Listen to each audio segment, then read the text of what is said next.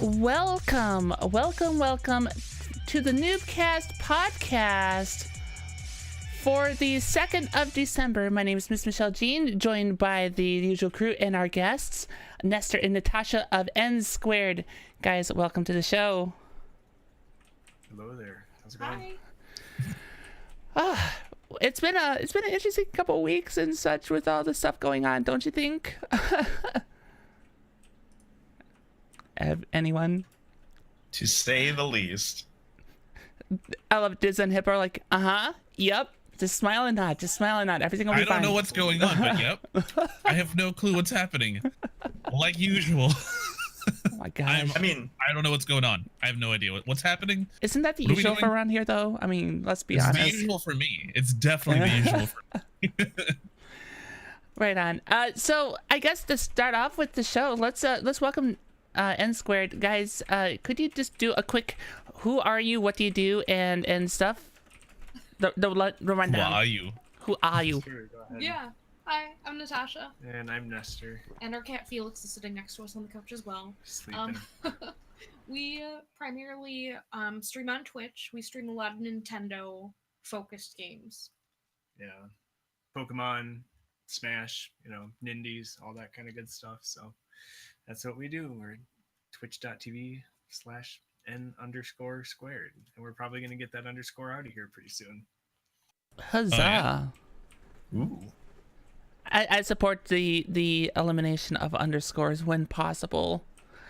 We're kind of going with the idea of like the old WWE campaign when they went from WWF to WWE. And they're like, get the F out. We're like, get the blank out. You can make your own assumption. What you're getting out.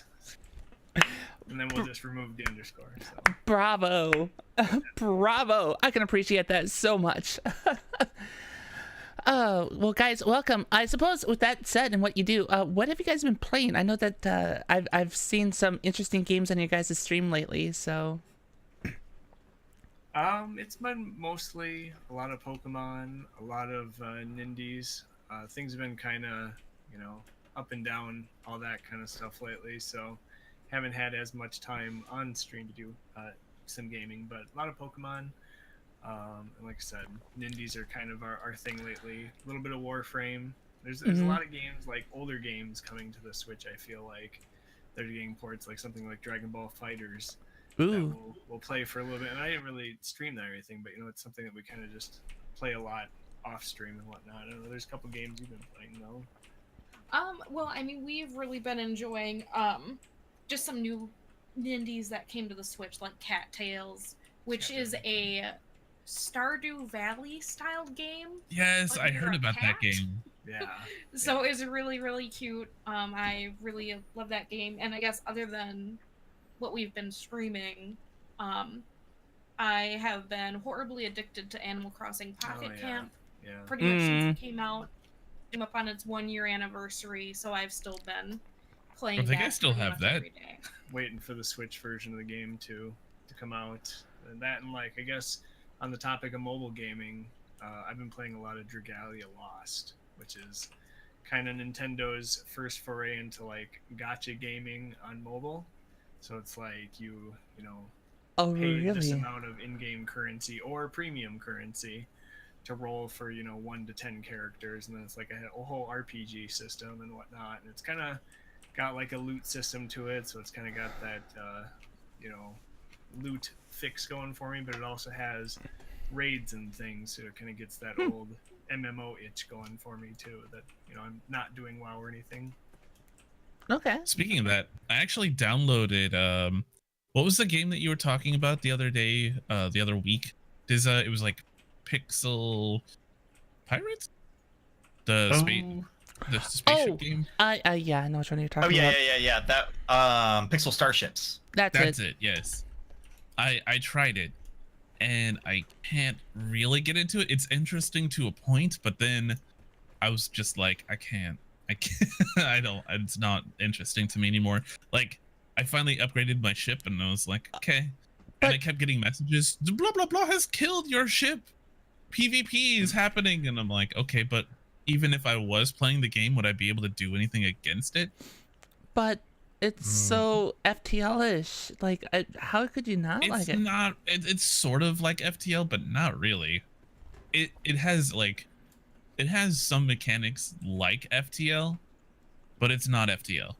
And I would rather just play FTL. All right. See, it's okay. It's okay, but I would rather play FTL. Fair. Did you play their? I was gonna say, did you play their other game they released this year, Into the Breach? I have not played Into the Breach. I thought about getting it, but it doesn't look like I would enjoy it. I don't know. I watched a bunch, like everyone that I knew was streaming it at the time, so I kind of got. I don't know if you guys ever get this way, but if somebody or a group of people or everyone is talking and raving about something, and then you just don't really care for it anymore because it's like so hyped that you're like, I don't really want to play that. Or like literally everyone on Twitch right now is playing that game. I don't want to play it, you know? Like that's the kind of thing that I get into. Well, and what happens if you don't like it? Yeah. If everybody else likes this game and you're legitimately thinking, I can maybe spend 3 or 4 hours streaming this, and afterwards everybody's going to see on my face that this is not where I should be. Yeah. How are people going to feel about that? Yeah. It's definitely one of those games, or not those like specifically, but those games in general, like it's so hyped. The only games that really like live up to expectation are like, we can talk about that later.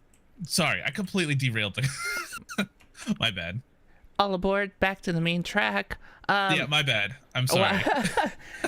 See, the cat game, the cat Stardew game, I had actually popped into their stream while that was going on. I'm like, there are a lot of cats here. I feel like I would just be allergic to this game. I kind of want to get it just because it's adorable, and I love cats, so I kind of want it. It's really cute. It's got a lot of elements from Stardew Valley. Like it's got the mine where you have to keep going down multiple levels for mining, even though you're a cat, and you have to sell the gems that you get to the otters or something like that. It's got like a really weird, and there's like cat, gang turf wars and all this. I saw the combat. Yeah, it's got a really sad starting story, which I completely wasn't expecting it going into it. And yeah, I mean, it's really cute. It's got a really weird, interesting storyline, and I mean, you could be a cat and fight cats and catch birds and other small critters as a cat. How could you not want to? It's fun though. I like. How could you not want to be in a cat gang? Well, Michelle. I prefer to breathe. Breathing's good.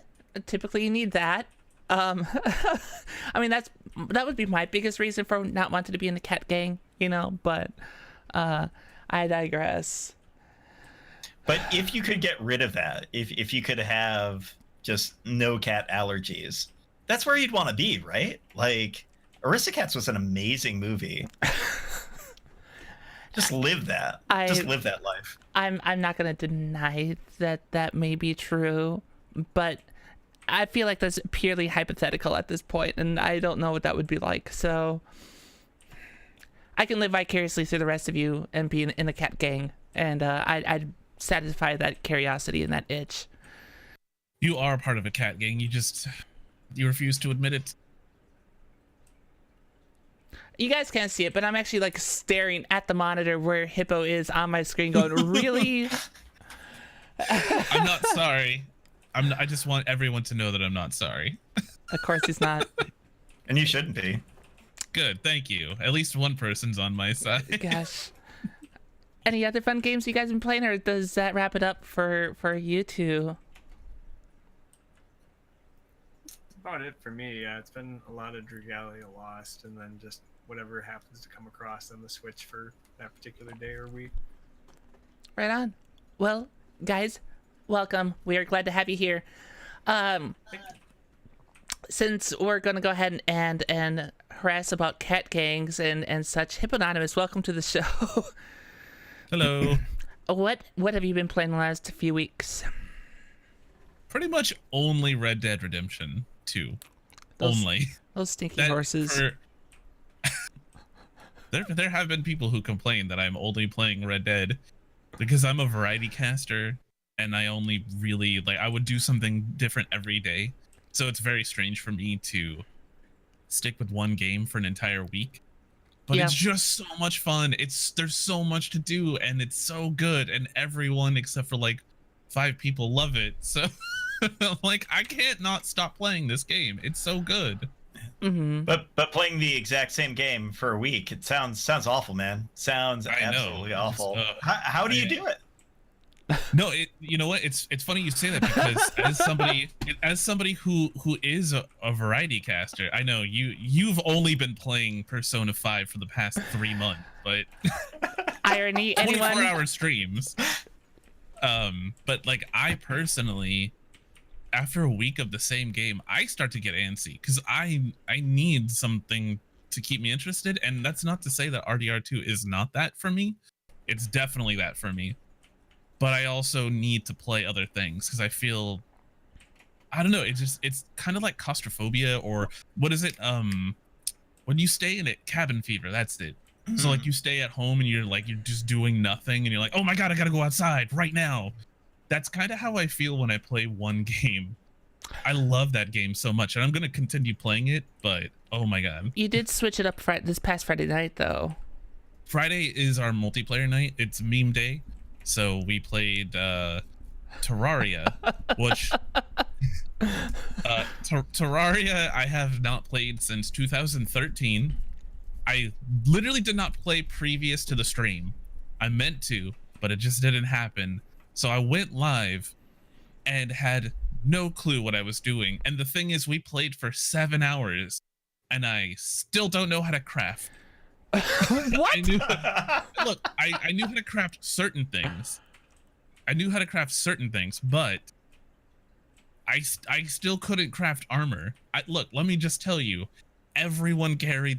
They carried me. Without, if they didn't carry me, I would just like, Michelle, you gave me a bunch of stuff, and I'm like, hey, and it wasn't OP stuff. It was like decent stuff, but it wasn't like end game melting zombies and stuff.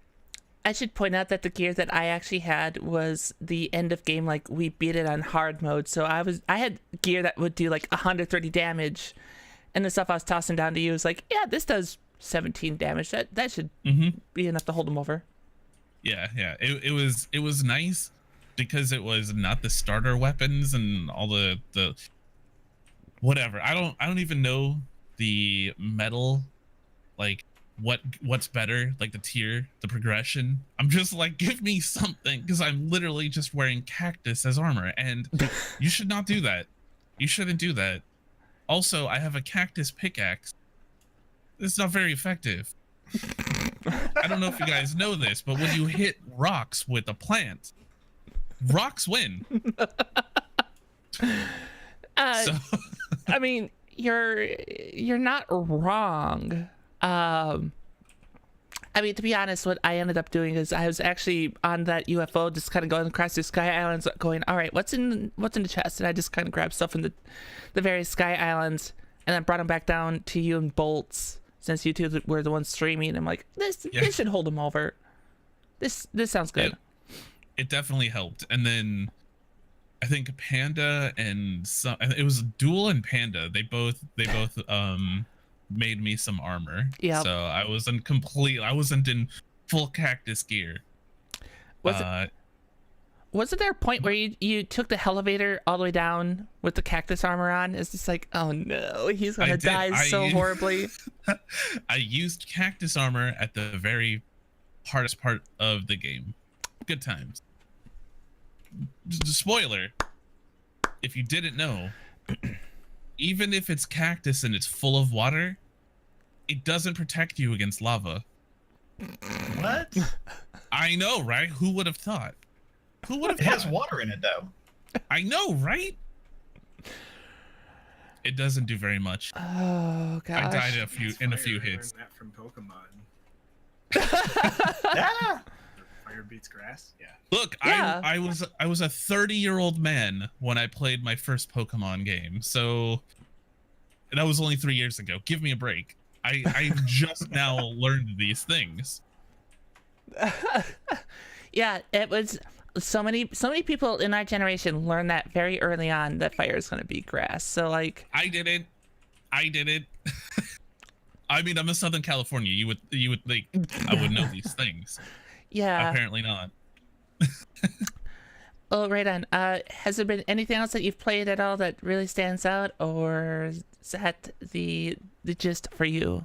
I've just been playing The Sims 2 or The Sims 2, The Sims 2. 4 as well. Okay. So the Get usual. Famous, or as I like to call it, Get Famous. It is a very, very fun expansion that I really enjoyed. Oh yeah, Farming Simulator 19 came out. If you're a simulation junkie and a nerd like I am, that game is so nice because they took the same ideas that like the modders and stuff of Farming Simulator 17 and just added the stuff. So it's like all these quality of life things. And I know that all these blank faces. Look at Dizza. Oh my god. I'm sorry, you guys. I'll shut up now. Anyway, if you like farming and simulation games, Farming Sim 19 is fantastic. My sense of quality of life in a I was just gonna say on the topic of like simulation games, we've been playing that Spin Tires game. I don't know if you've Yes, seen Spin that. Tires, so good, so good. Yeah, like we got the Mud Runner one for the Switch just came out, and I was sitting there playing the game, and I was like, I can't believe I'm having fun trying to get my truck out of the mud. And, Right? Like, I hate like getting stuck in snow here. It's That's so the least good. favorite thing on the planet, and I'm like, all right, a big mud run. But Farming Simulator is on the Switch too, and I've been looking at that, so it's good. You should definitely pick it up. It's You something guys should that both could play be it together. affordable. There's so much to do in it. It's so good. if you can get me to play any simulator game in general, I will be really impressed. But Farming Simulator, like talking quality of life for me is like, oh, well, everything's farmed. That's quality of life. Like that's how I saw it when you were saying that these improvements have been made. I'm like, Right. play the game for me. That's great. I approve. Right. No, I'm in the same boat as you, Dizza. I mean, I'm gonna buy it for you and make you play it with you me. said that months ago, and nothing happened. I just want to put this out to you. You did say that. That said, I Mission mean, at least purchase Bad Rats. no. That's the joke. She did get me Bad Rat. That's the joke. So many of you do have Bad Rats. You're welcome for that heinous excuse for a I game. just want you to know I've never downloaded it. I've never installed it, and I don't plan to. I think at the time when you gifted it to me, you couldn't return gifts. You can now. Just want to let you know you can return gifts on Steam now. Well, now, you've got it. You're good. You've got it. So I can just email. I can email them, be like, please get this out of my inventory. And give me the money that she spent, the whole like 50 cents that you spent gifting me that game. gosh, yeah. I'm just gonna take your word on it for Farming Simulator, though. Look, I'll bite the bullet if it actually shows up, like if it's on stream and all of a sudden you've been gifted. But I don't. I'll just keep flipping my houses in the meantime. Are we still on for Tuesday this week? Are we not? I mean, it's Guild I'm Wars Tuesday. asking you. It's your channel. It's Guild Wars Tuesday. It's Guild Wars Tuesday, of course. Well then. Okay. Well, before this just turns into a more of a mess, Hippo, welcome to the show. You're welcome, everyone. You're welcome. Dizzy, welcome. What have you been playing? Hello. I've strangely not just played Persona this week. Wait, what? Yes. There was something else that took place. I was part of a marathon stream with a local group called Boston Gamers. I know this is a little early for plugs, but they did a 24-hour marathon to help support a local group here, Fenway Health. They do a lot of really great stuff in the community. It was an awesome organization, and for their first time ever doing a charity, they were expecting to raise $500. They ended up getting double that, which is phenomenal. That's awesome. And as it turns out, Persona, not the best game to play for a 24-hour marathon that other people are also streaming on. Huh. That's an interesting concept. Who would have thunk it? So, I ended up playing the remade Spyro games, and I have to say, all in all, I'm really impressed with the remake. Okay. Please, go on. I really want to hear about this, because the Spyro remakes really got my attention, and they look so good. Is that like the new one that just came out on the PlayStation? Yes. Yep. Yes. Okay. So, a little bit of background for me with Spyro. I think I rented it once back when there was a thing called Blockbuster. Have you heard of this? I've heard of it in a long time.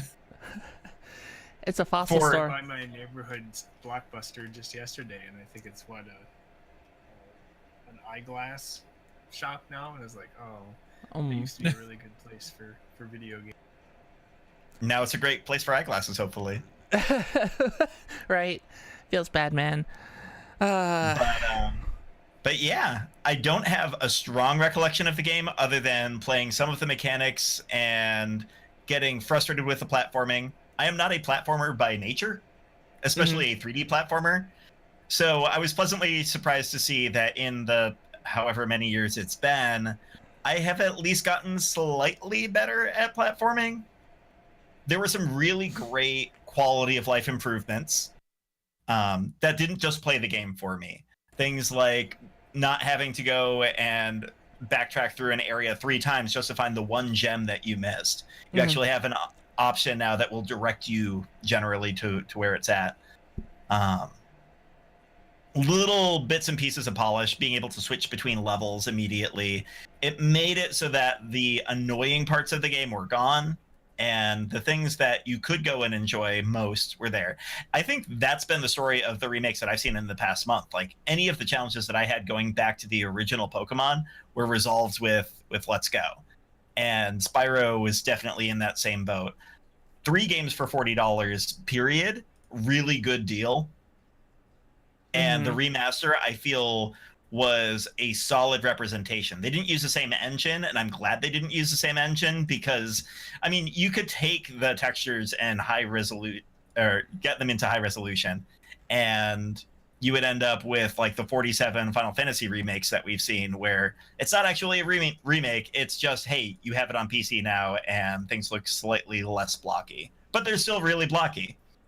This was smooth, maybe a little bit too much motion blur as I'm going around places. I can't say I quite got dizzy, but I've heard some things. Okay. But overall, definitely happy with the playthrough so far on it. Certainly haven't beaten the game yet. I only got a couple of hours to play that. Also played some Super Metroid for that stream, which was awesome. I'm starting to think maybe that's something that I could do more regularly as like a speedrun. I don't know. Wait. Play a game that isn't Persona? Yeah. 2 games that are not Persona. Wow. Although that PS Classic has Persona in it. So bad things about that, unfortunately. Which is sad, because I love the NES and SNES classics, but different quality, different people. It's unfortunate, and the fact that it's run off of an emulator. Yeah, we spoke to that a little bit on an earlier podcast, but there's nothing to be proud of on that PS Classic.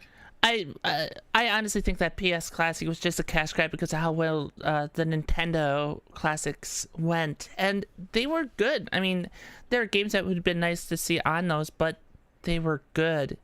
So he's like, oh yeah, we could do that, and they really couldn't do it. Yeah, the fact that I was playing Super Metroid on an SNES Classic for that stream is true belief in what's going on. It would have been a lot easier to emulate it, I'm not gonna lie, but it was worth it to do it on the original material, which is exactly what Nintendo needed to go for on that. So that was great. Well, look, I mean, by doing that and not doing the classic, I mean, you didn't have like a PAL format, so there's that, you know. That is true. Yeah. That is true. I did, in fact, play some Persona in the last 2 weeks. I'm sorry to say. Oh, really? I am almost done. We are to, I think, the last place where I can save. See, that's the thing, right? I rated you, and you were like, "Oh, we're done," and I was like, "Wait, what? We're done? You're done?" And now I hear that you're not done, and now I'm like, well.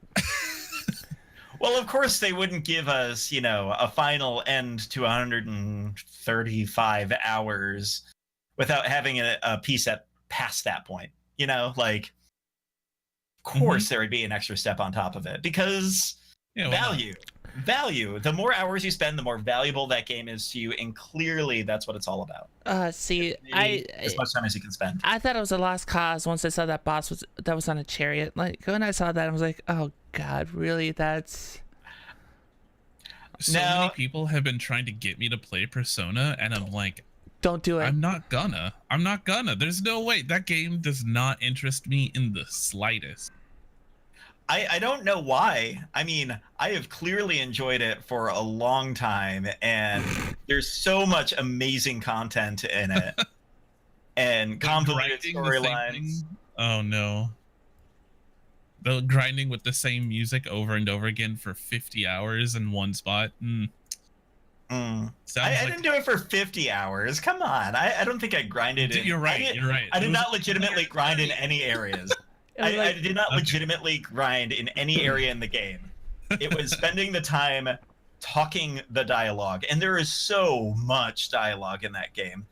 I mean, that's good for people who enjoy that, but I don't think that's my kind of thing. The worst part is I feel like leaving, and I don't know how much I care about everyone involved. There are a lot of characters that I could have let go and never had a moment with and been perfectly fine with it. I also don't like that in Persona series, in Persona 5 at least, all of the character relationships that you build with the confidant system are extremely formulaic. With one or two minor mishaps and things like that, they pretty much follow the same structure of, I don't really know you, but I'm going to start spending time with you because of arbitrary thing that I care about, to, oh, you're the best person in the world. That's great. And nothing in between, and no real decision-making process that could mess that up significantly. So, probably not worth streaming. That might be fun in your free time if you have like a year's worth of evenings that you just don't want to do anything else with, but see, if I was going to do that, I'd just go back to WoW, because I mean it has the same type of time sink and there's a community there, so Michelle just isn't like any of the games that we like.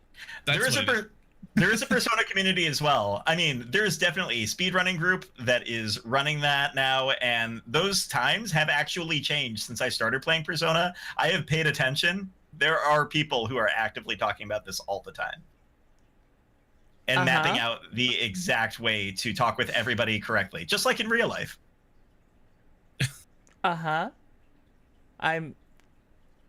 Look, I'm not doubting you. I'm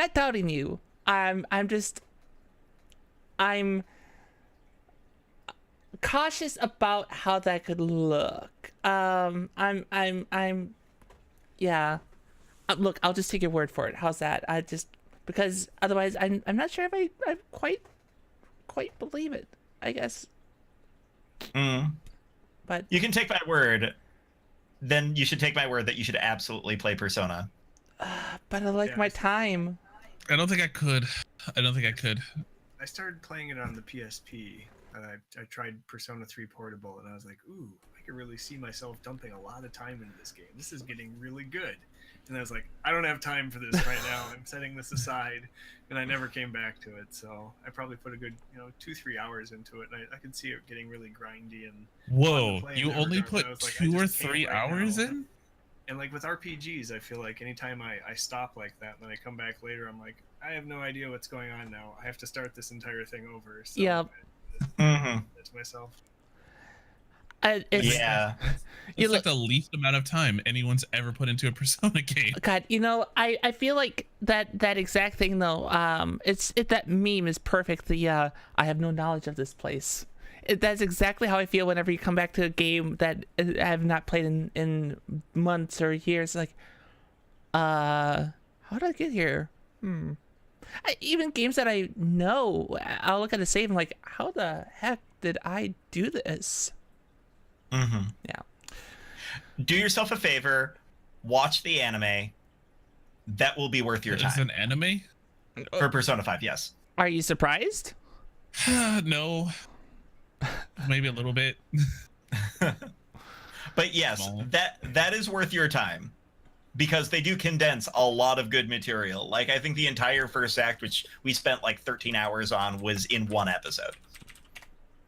Oh my god. So that might be worth it for you.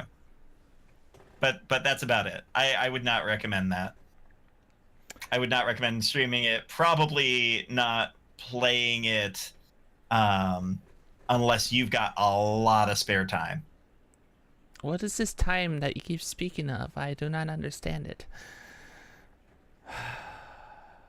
Yeah. Oh, wait a second.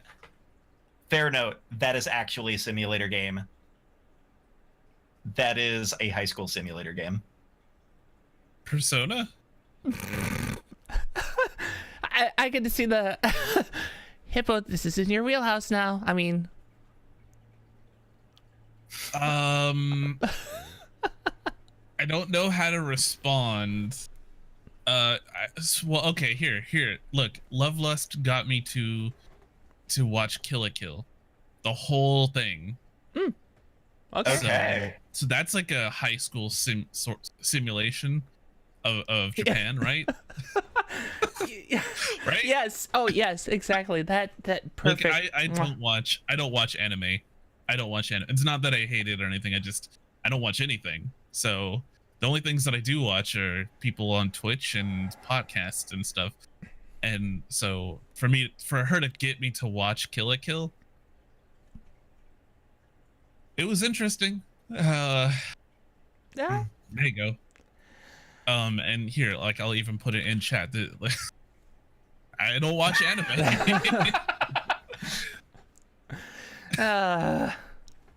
Dang it. Hippo, what are we gonna do with you? Dizza, anything Not else? watch anime. You just wait and see. Dizza, anything else you've played, or is that wrap it up for you? That does, in fact, wrap it up for me. What have you been up to, Mesh? Thank you for asking. Of course, Guild Wars 2's on Tuesdays and such. The other game I've been playing a lot of is Destiny 2. I've been playing a lot of Destiny. Really? I thought you only played that for the game club? Well, I got people to play with now, and it turns out. Oh, okay. It turns out that when you have people to play that game with, it's a lot more fun. Yes, I agree. So my previous statements, I like to retract those statements, because I'm certainly finding enjoyment in it now. Because I feel that some of the stuff I'm doing, like, God, this feels like Halo. This feels a lot like Halo. Oh, Yeah, when you were hating on it, I had, like, when it first came out on the Humble store, Humble Monthly, like a couple of months ago, and I played it, and everyone was like, "This game is awful," and I'm like, "I got it for $12, and I'm really enjoying it." mhm, I think the reason why I enjoyed it though is because I got it for $12. sure. It's a well-crafted game, but from what I heard at launch, it lacked a lot of content and stuff like that, and then like the whole DLC new stuff there was still controversy over that. Mhm. But core game itself is fun. It reminds me a little bit of Warframe without the ninja aspect of it. Well, if you have a hunter, you still kind of become kind of ninja-ish. You use your supercharge ability, and all of a sudden you're Darth Maul, which is Yes, incredibly satisfying. I play I a love Hunter it. too.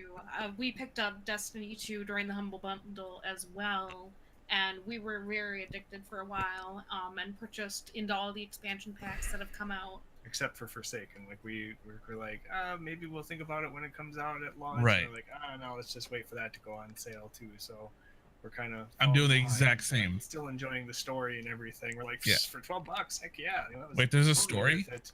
worth it. Well, yeah, see, the story was one thing.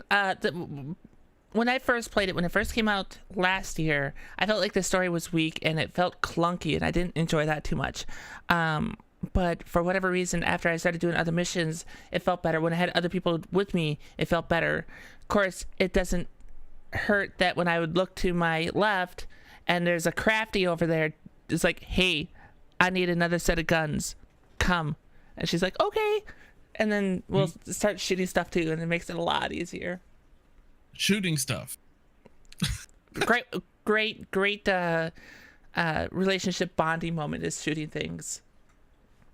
Little known fact, but there you go. There's a secret there. Yeah, I mean, I played Diablo 3 with a girl that I was dating for a long time. That's all we did was play Diablo 3. It's just so good. Mm-hmm.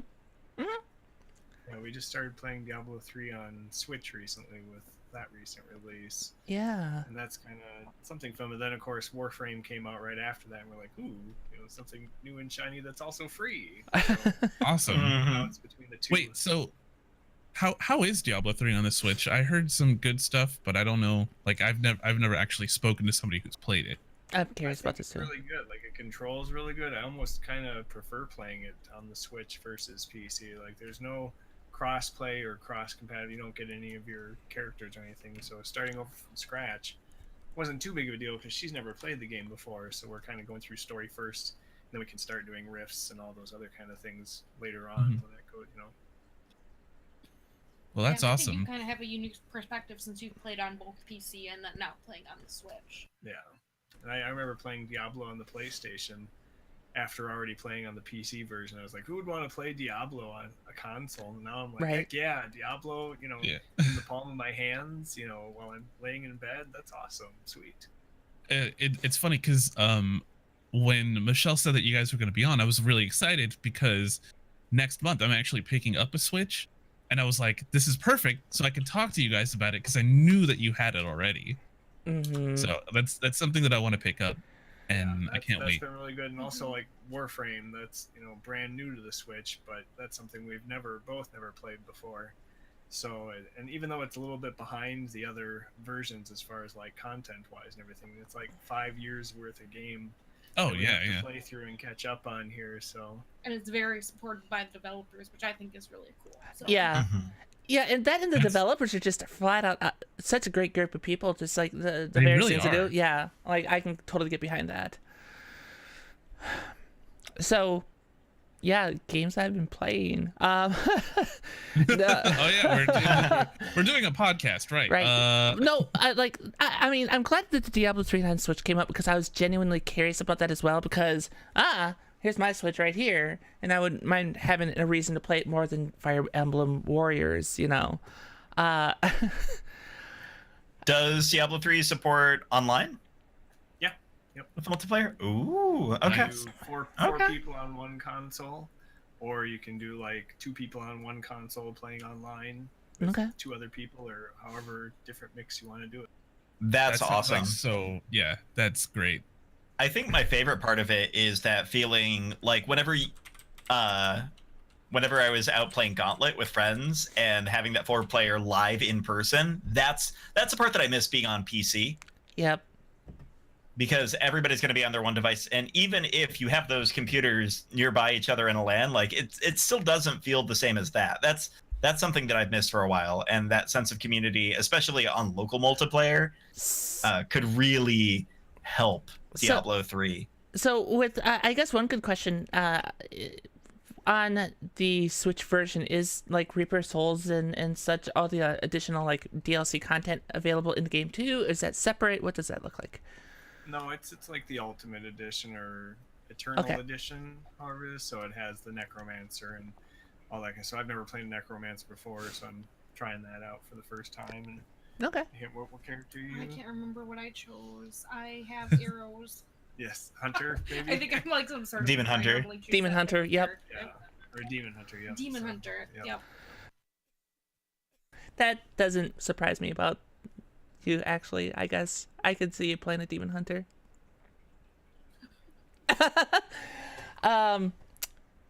Yeah. What else have I been playing though? Destiny. I did check out Between the Stars on Wednesday, which is. You never did tell me how you felt about that. Yeah. So Between the Stars, for those that don't know, it's an in development game. It's a space exploration and choose your own adventure type game. The choose your adventure portion is like you're going from station to station or such as you're investigating, and you can choose the dialogue of what's going on in the game.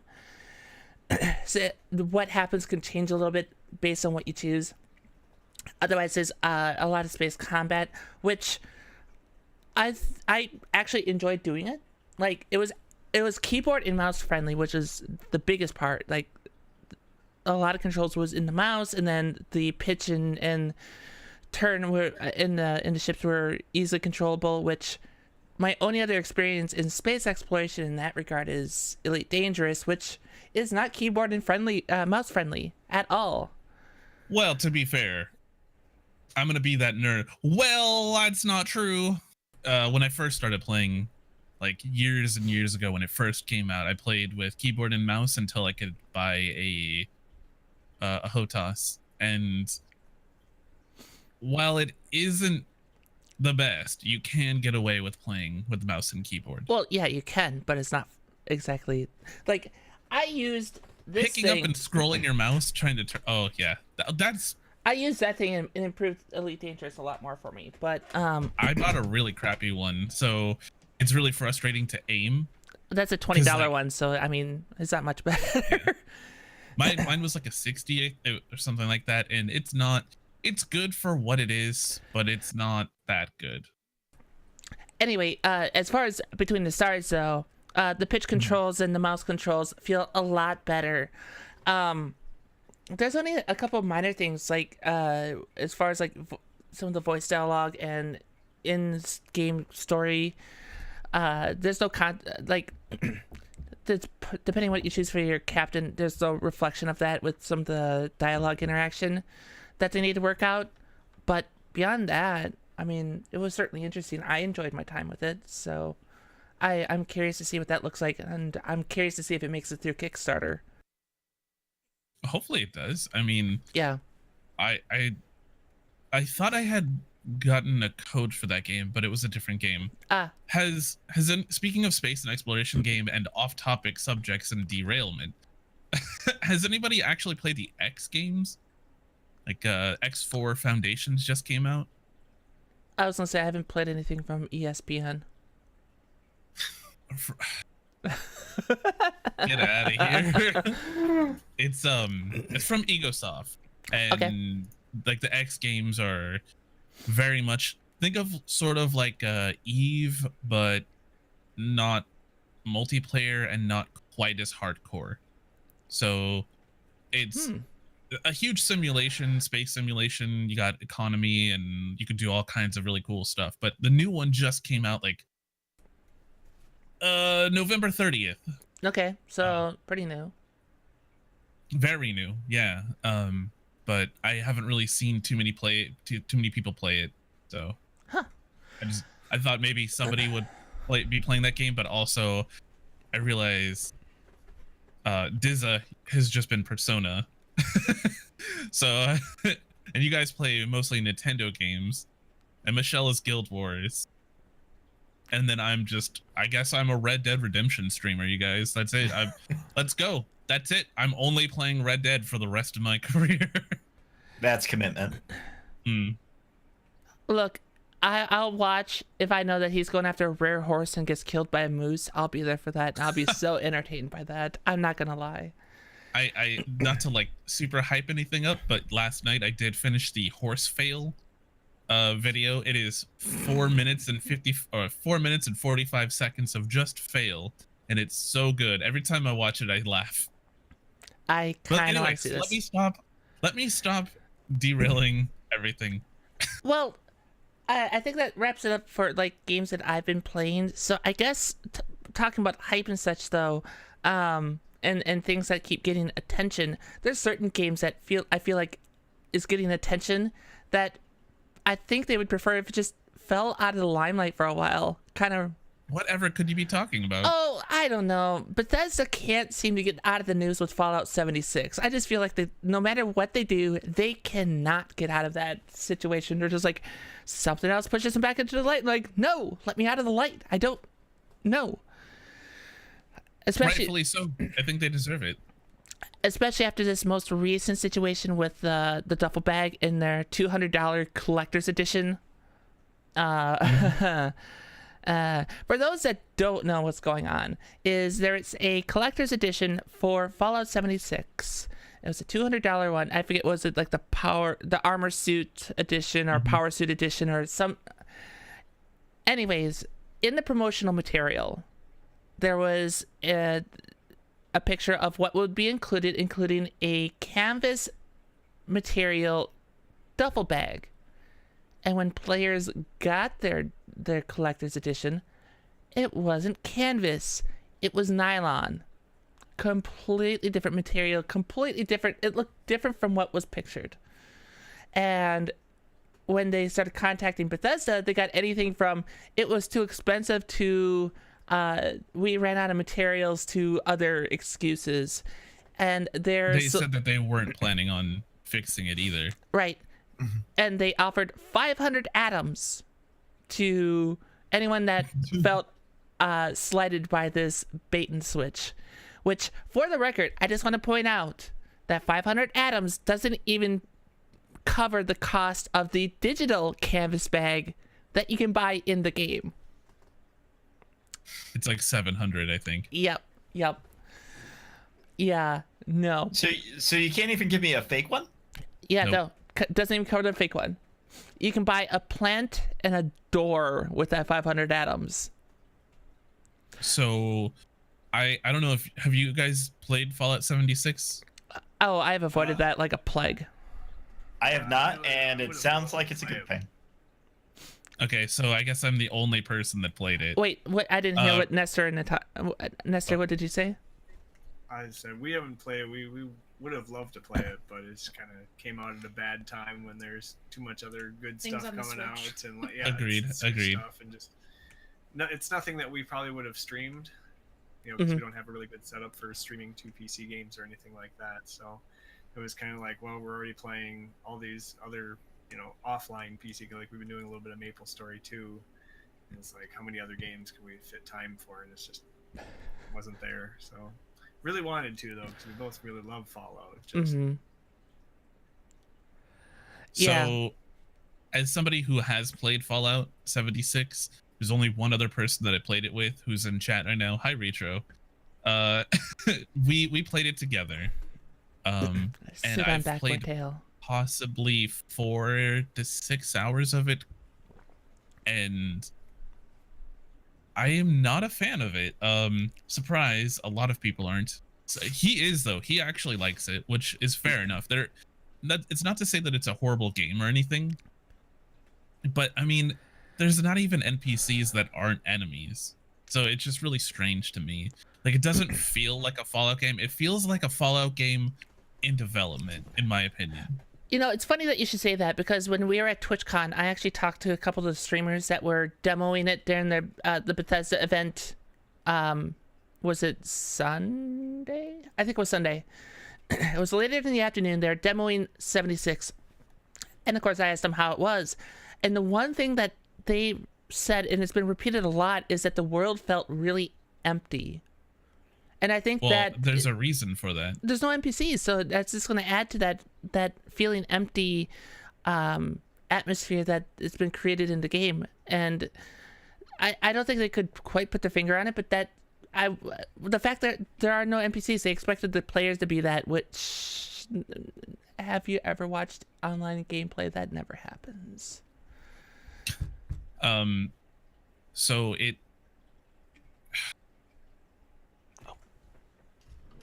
was good, but for like a couple, maybe a couple of hours.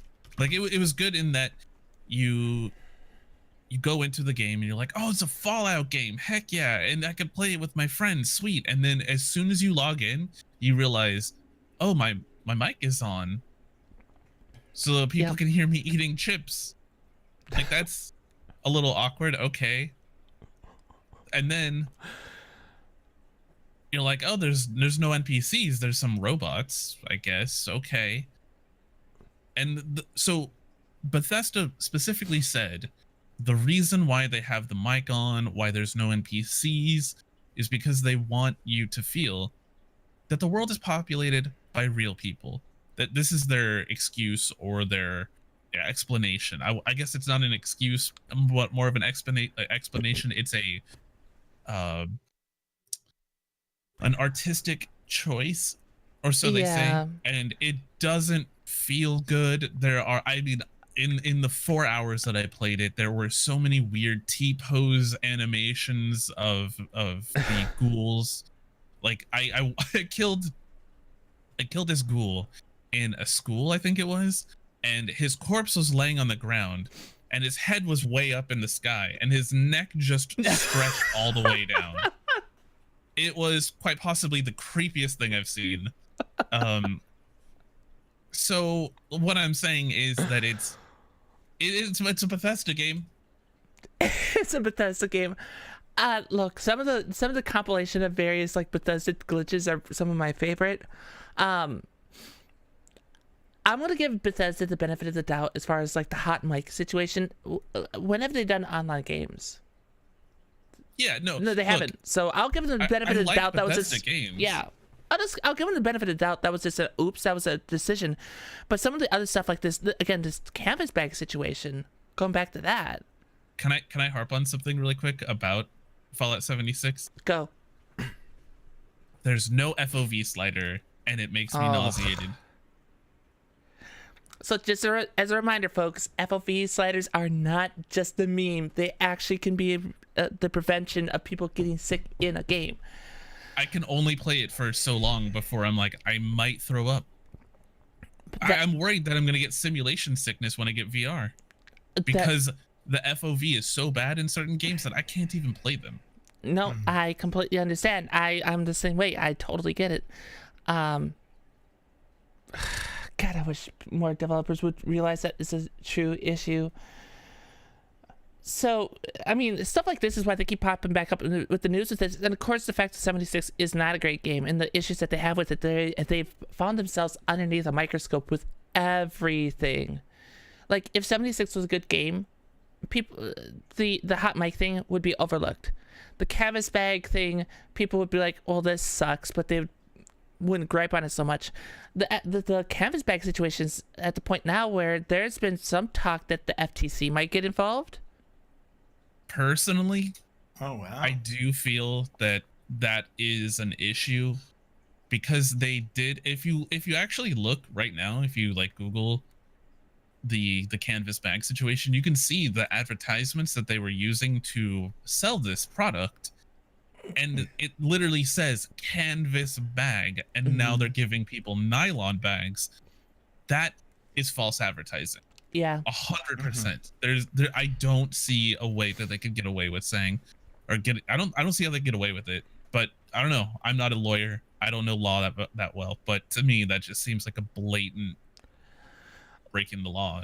And completely separate from the legal situation, you have to think these are the people who spent $200 for your product. These aren't the people who are just going to play the game to play through.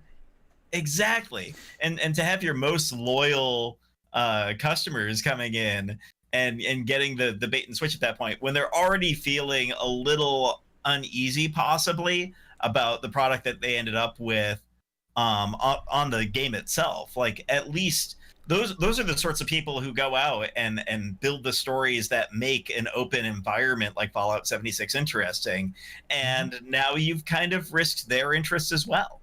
Yep. Yeah, and you're absolutely right. I have friends who love the game. They're streamers. They love the game. And I'm like, I wish that I could feel the way you feel about this game, because I'm the exact opposite. And I don't understand the love of it.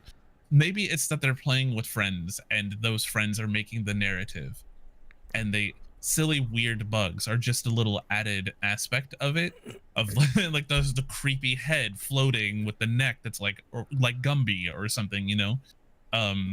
Sure, like I get that, but as somebody who only played it with one other person and didn't have that large group of friends to play with, and that I guess that's like a critique in that I'm trying to play a game, a multiplayer game solo, right?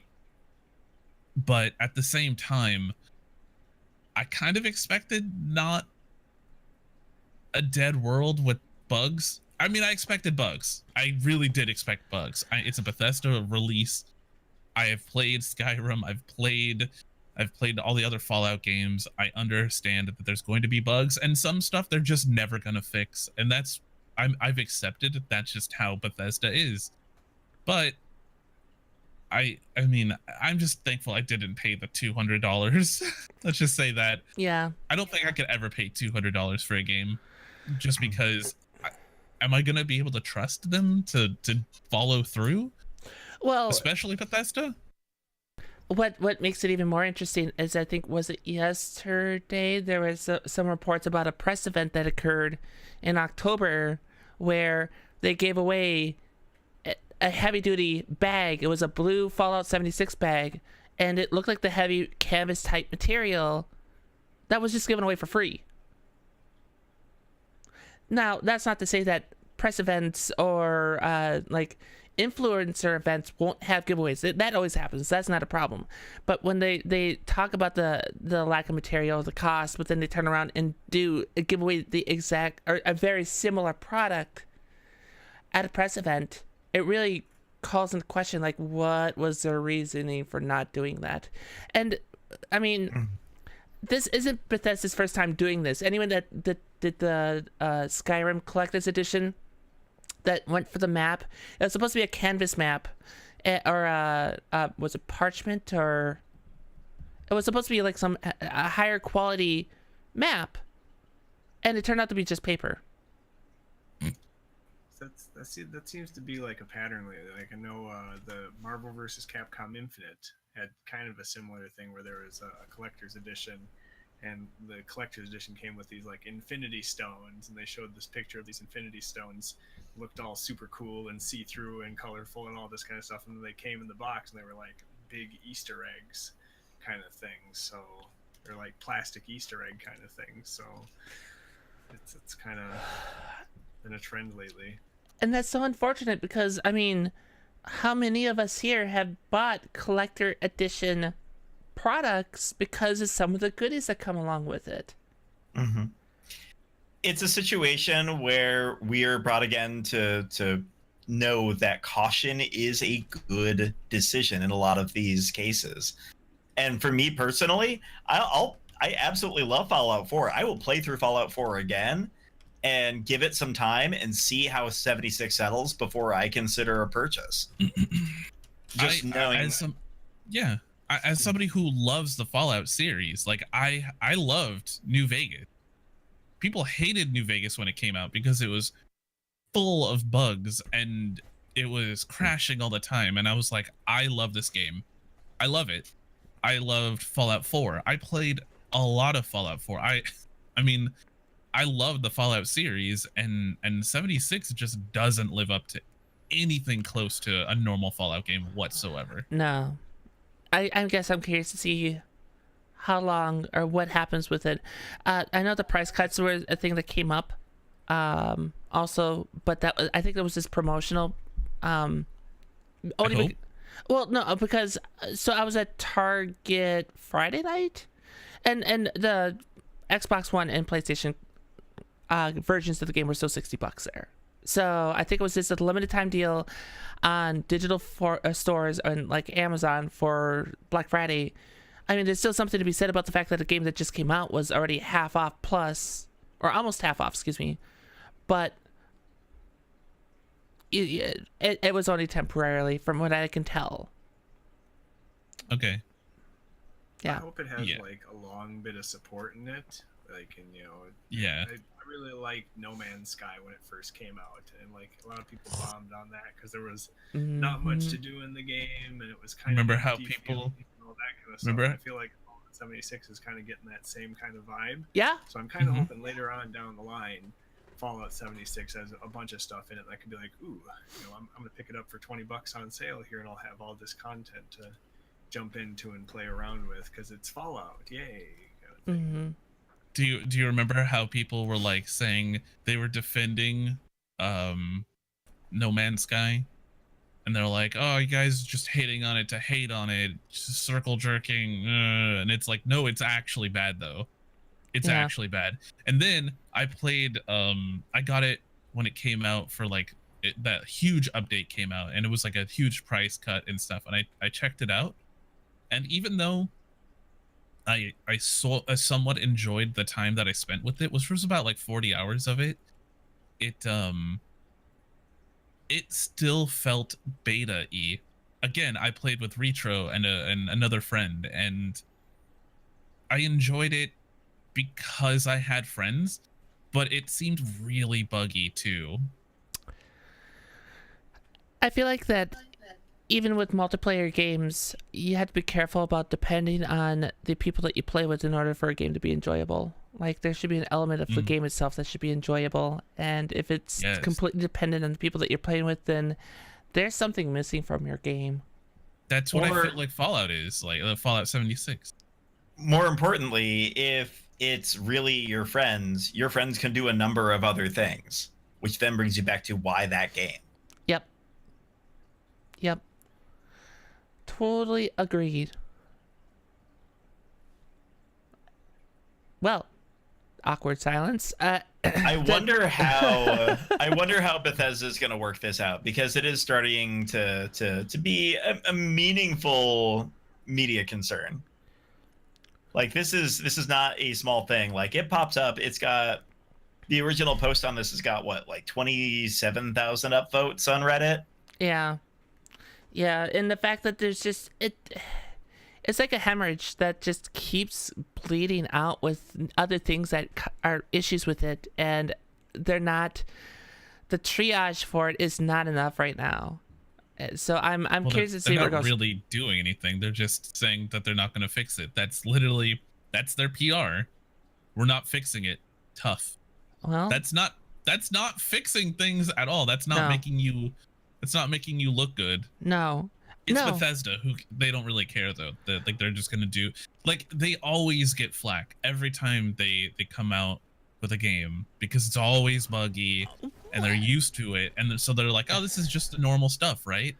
Well, But I don't think it is. no, I don't think it is either. I think a lot of those other games, like, yeah, they get a hard time because of the bugs and whatnot, but people just deal with it because they still had good graces of the consumer. This game may have turned that around, and they no longer have the good graces of the consumer, and that is not the end of the spectrum that they want to be on. That is a very bad place, because every single thing that comes out for a long time now is going to be under that microscope, and people will nitpick. They'll nitpick everything out of it, and that's going to hurt them. That's going to hurt them, and I think that's going to hurt ZeniMax too. ZeniMax has had so much controversy around stuff that they've done. I really don't think that this is going to be any different than any other Public other eye though. thing. It's more public eye on it, more public exposure to it. I guess, but like I really don't think it's going to hurt them in the long run. Well, I think there's only so much they can do because, based on other conversations we've had on this podcast, it's privately held. So, I mean, that, though, I suppose, is a whole another conversation. Definitely. Speaking of great things that people or companies have done, and not by great, I mean, or by great, I mean not great at all. Valve has readjusted some of their revenue sharing. Have you guys seen this? I mean, that doesn't sound bad on its own. What's the problem here? So the way that they've changed it recently, so that the split that they have with their publishers and developers is different now, where the first 10 million of game sales is a 70-30 split. After that, 10 million to 50 million is a 75-25 split, and then 50 million is an 80-20 split, which gives more money to Steam, and it really pushes the idea of putting out a lot more DLC, a lot more extra content, and microtransactions. Microtransactions factor into these sales numbers and these splits, where that split was different previously. And there's some concern now that we're going to see a lot more games that have, like, you can get this color pack for 99 cents, or you can get this extra stuff, or, you know, and all these microtransactions riddled into games. Not only that, but a lot of indie developers are worried about this split now, because they're not going to see as much, and they're worried about if they're going to be able to support the game in future games and such, because of the revenue that they're generating on their end. So how much are they getting right now? I have to I wasn't able to find that split because I don't know the details I just know that it was leaked in or it wasn't even leaked. It was said in where was this interview? Let me find this interview quick. Okay. I'm looking here. I'm not sure if this is like 100% verified. It looks like Valve takes a third of anything right now, and basically what they're doing is with the higher numbers of sales, then it becomes a smaller percentage is what they're taking. So the idea is, like, bigger publishers, hey, stay with us. You're actually going to get a better deal than everybody else is. Yeah. Okay. Yep. I'm seeing the same thing, but so this tiered idea though really goes back to the original concern that, well, if developers and publishers are trying to get more of a cut, they're going to put more stuff into games that would result in revenue generating content, like microtransactions, DLCs, etc. And there's a concern of quality of these various things, and I think that's the gravest concern of it, is the quality of some of this extra. It's almost like, I think one of the concerns that the people see that, and I'm in agreement of, is that some of the microtransactions that you see in mobile games might start creeping more into PC games because of this desire to try to get a bigger cut. I see a couple of interesting things possibly from this. Sure. I see the situation where Steam could possibly want to make as much profitability off of indies as possible, and as such support indies until they hit that we're hitting about that 10 million point. You're big enough to handle things on your own. You go do your thing, and we don't have to worry as much about the rest. So we're not going to take as big of a cut, but you're going to take care of yourself. Mm-hmm. My thoughts are, does this detract or attract people to the indie developers who really have depended on Steam to be that place for their platform to begin with? I don't know how that works in on Steam's presentations and how they make recommendations. Clearly, they're thinking very seriously about how they're going to keep those big box developers in. And one of the easiest ways that they can do that is to make space away from those indie developers and not make the recommendations of these indie development games. If this is a first step towards that, I am very much concerned. But on the other side of things, this is actually more money going to developers than what Steam was offering beforehand. And yes, it's only going to top developers. Yeah. But that part doesn't sound too bad for being a middleman. Well, so I think part of the concern with that, though, and this idea of trying to generate more money, is there's this weird conception, it seems like sometimes, that that publishers and devs have, that there's an infinite amount of money out there for people to spend on games and the content within games. But that's not true. I mean, gamers' revenue and what they can spend on money is finite. There's a cap somewhere, and if you got they're not on Steam, but I'll use them as an example. If you have EA put out a FIFA on Steam, and again, I know this is not a thing, this does not exist, right? This is just purely an example. but if you have like that type of situation, that large of a game, right? Because FIFA is a worldwide, very popular franchise. If people are spending money on that instead of, say, a indie game that is trying to get through early access, then I can see where the concern is, especially if those bigger publishers, those bigger houses have an extra incentive to try to have more money go to them in this new split that Steam's looking at. If you look at it though, like if your game isn't on Steam and you're an indie dev, you're not making money. Well, no one's gonna know about you. That's true. And then it's painful. Yeah, and then if you get into the spot where Steam becomes a big box sharer and holds all of this material because they're afraid of losing these games out to alternatives that are giving a higher revenue share, then you have a real problem on your hands. Where do people go? Like, there's no one who's going to be. I won't say that. I don't think that there's a big taste for a new market of purely indie games. Like, I don't think that you could have a Steam alternative for indie games just kind of spring out from nowhere. There are sites like that right now, but here's the problem is that for every one amazing indie game that we get, there's like 100 or 200 that are just garbage that people have just made and threw it out there thinking, oh, maybe I can get some cash. If you really do look, if you do look at some of the indie games, and I mean a lot of indie games, there's not a Stardew Valley in there. I mean, obviously there is a Stardew Valley, but like you have to go through, as somebody who is a variety caster who primarily streams indie developed games, there's so much garbage coming out every single day. Every single day you'll get like big boobied anime girl and it's like just a puzzle game and you're like,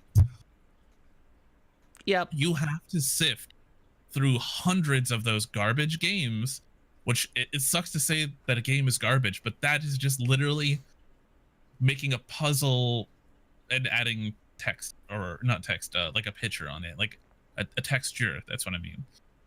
So it's I mean, there's I want to bring some of these games up, but I don't want to name them because they're that bad. I don't want to draw attention to them. Oh, but let me just yeah, they tell exist. You, yeah. If you are a content creator and you're on these websites that you can like request codes for certain games, and you go through the release list, almost all of the games that are coming out are going to be garbage games that no one wants to play. Well, it's literally some dude in a basement who's like, it's their very first game that they've created, and it's not good in any way. It's not good. Yeah, well, no, you're right. I mean, there's a reason that we don't do game releases on the show, and there's reasons that other gaming podcasts stop doing releases and maybe highlight a couple that are coming up, but they don't do like a list of releases anymore because it's stuff like that. So I think as far as the split thing, I think there's some, I guess some devs are just worried about the new split because of that finite amount of money that's going around. And I mean, you're right, because there's garbage games that are out there, like the various anime games, which are just match 3 games. There's a match 3 game that has its 8th sequel. It's like, why do you need 8 sequels of? I used the anime for an example, but it's not even just that. Like, there are games that are just they're coming out, they're using outrage marketing to get attention, but the thing is, like, no one's giving them attention because they're garbage and no one's gonna play them, no one's gonna spend money on them. You go to their Steam page and not one review. You look at their sales and like 3 people have played the game, you know? It's not and those are like probably the developers or something, you know. These games, there needs to be curation, and Steam is not doing that. They did for a little while. They're not doing that. I don't see them ever doing it again. I don't see any other website doing something like that. But there, like I said, there are websites out there for indie games, and you can go through them, and you'll also be like, oh, most of this is not good at all. No one's gonna play these games. Like they're you know, developers' first games because they're still in school and stuff like that, right? Which they can be good, most are not. And if you just have to look at that and just be like, oh, okay, well, great. Mm-hmm. So I am very much for helping indie developers and stuff, but the games that I don't know what I'm saying anymore. There's just bad games. There's bad games out there. Yeah, a lot. It's when you have a sea of games, it's hard to pick one thing from another looking at that sea, and Steam has become that sea. No, there's no becoming. They have been. Yeah, well, fair. They've been that way for years now. Mm-hmm. So how much this actually will impact those indies when it's already a problem, I guess it mitigates it a little bit. It's, yeah, a lot of people are going to go to Steam and they'll be like, I see the sea of dollar games that I definitely don't want to buy. But hey, there's Assassin's Creed still staring me in the face. And it hasn't gone anywhere else. Maybe I'm going to get it this time. You know, so I could see that problem. I could see that problem. I think maybe one of the biggest discouragements that indie devs are probably looking at is that, like, the total revenue spent, right, or generated from a game, right? Like, there's a lot of games, and there can be good ones too, that just, they never hit that 10 million. It's like the threshold of, I'm never going to hit that. And, I mean, how many indie games have hit 10 million? Well, that's just it, right? That is Undertale, maybe. Like, I think you can count them on a couple of hands. Right. Maybe Stardew. But very few. Stardew definitely. Terraria probably. Yeah, most definitely. But there's very few that have done it. So a lot of these indie devs are just like, well, what's the, like, I'm not going to hit that anyway. And they just, I guess it's a discouragement of the tiers in the system. And I mean, to relate this to something that we as streamers can understand is how we understand the tiered system here as a streamer, do we not? Yeah, it's true. I know that we're joined by partners that I remember their climbed a partnership and what it was like for them to hit that point. But you got the rest of us that are looking at that going, I'm not going to hit those numbers. Forget how much, why? You know, and I think that's what some of these devs are probably feeling with this announcement and this change in splits. Mm-hmm. Well, and at the end of the day, it's going to boil down to, if you make an amazing product, people will come. People will purchase that game. People will tell others. Oh, yeah. And as an indie, yeah, it's incredibly difficult to break that boundary. And it becomes more and more difficult every day as more stuff gets piled into the ocean. But it can be done. And if that will is there beyond it, you're at least in the right place to maximize the chances of that happening. Is it bad that I just thought that you were talking about polluting the ocean, and then I realized that you're actually talking about the game selection on Steam? Like, I mean, sometimes it feels like the same thing. Have you seen some of the games on there? Unfortunately, yes, I have. There are reasons that I enjoy the fact that I don't do game journalism anymore, because there are some games on there that I feel like our old sites would have covered, and that just terrifies me. All right. So, I guess was thinking about it, like, and I think people maybe just worried more about it. Maybe that's just what it comes down to. People are just worried about what it means versus what it actually means. I would love to see a method where indie developers get attention by curation and not by just how many copies of something is sold. Yes, that'd be great. Or just some type of incentive for curation. If a lot of curators are like, yes, this. And the trouble is, how do you decide who the curators are? Well, Most of the curators that are out there that we trust have big names and are reviewing big titles. Well, how do you get somebody who's big and interested in specifically indie titles to go and find you that little gem?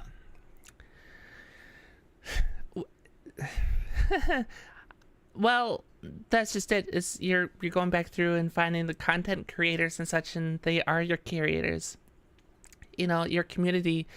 How often have people that have been in any of our audiences have gone and picked up a game because we're like, yeah, this is a lot of fun and we've enjoyed it.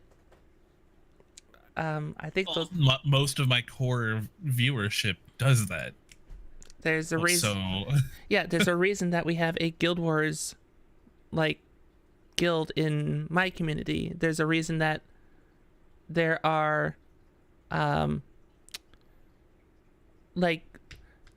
Squid Squad in Splatoon. There's a reason that I'm not sure what the lounge would be in Persona yet. I haven't figured that out, but you know. Or whatever, people that eat melons and golf with your friends. Yeah, we'll go with that. We'll go with that. And I thought about doing Steam curation, but it's a lot of work. It seems like so much work. It's a lot of work. I mean, hi, I'm Hypnonymous. I'm lazy. I stream enough. Well, all you have to do is listen to people like John or Jim Sterling or whomever that are big curators, or Boogie or whoever, and they talk about a lot of time that they put into their curation lists too. It's not an easy feat by any means. So it's a huge undertaking. I don't know. I guess, again, I maybe circling back on this topic in like 6 months or a year might be worth doing, just to see how indie devs are doing in that time. And that's probably the best way to do it. Mm-hmm. That said, before we get into our last news topic, because it's kind of relevant to some of the other stuff we're talking about, I think maybe this is a great spot to take a break. What do you guys think? Sounds good to me. Yeah. So, guys, 5 to 10 minutes to go stretch, go to the bathroom, whatever it is you have to do, but do not go too far. Some Cheetos. Get I'll be right back. some Cheetos. Oh my god. The Newbcast will be back in a few Hashtag minutes. not sponsored. Hashtag not sponsored. Not an ad. Not an ad. All right. Welcome back to the Newbcast Podcast. What are you guys doing? I'm just putting everybody in my mouth. Chat your Monka TOS? Yes. Wow. All right. Not sorry. Hashtag sorry, not sorry. You're never sorry, let's be honest. I'm not. I said it, Felix. Did we see Felix? This is a Felix. Oh. He has appeared. No. I was happy for the first half, but now it's time to come out and annoy everybody. Wait, that's not what I wanted. There we go. Ha. Oh dear. Oh. So, see, there we go. There. So for those that can't see it in the chat during the live stream, we see Felix is popping out everywhere. So. So yeah, let's get back. There's still more news stuff to talk about. There's one more newsy topic that I thought was kind of relevant to a few people here, and that being that Nintendo has terminated its creator program, and they're going to become more relaxed on the rules of content creation.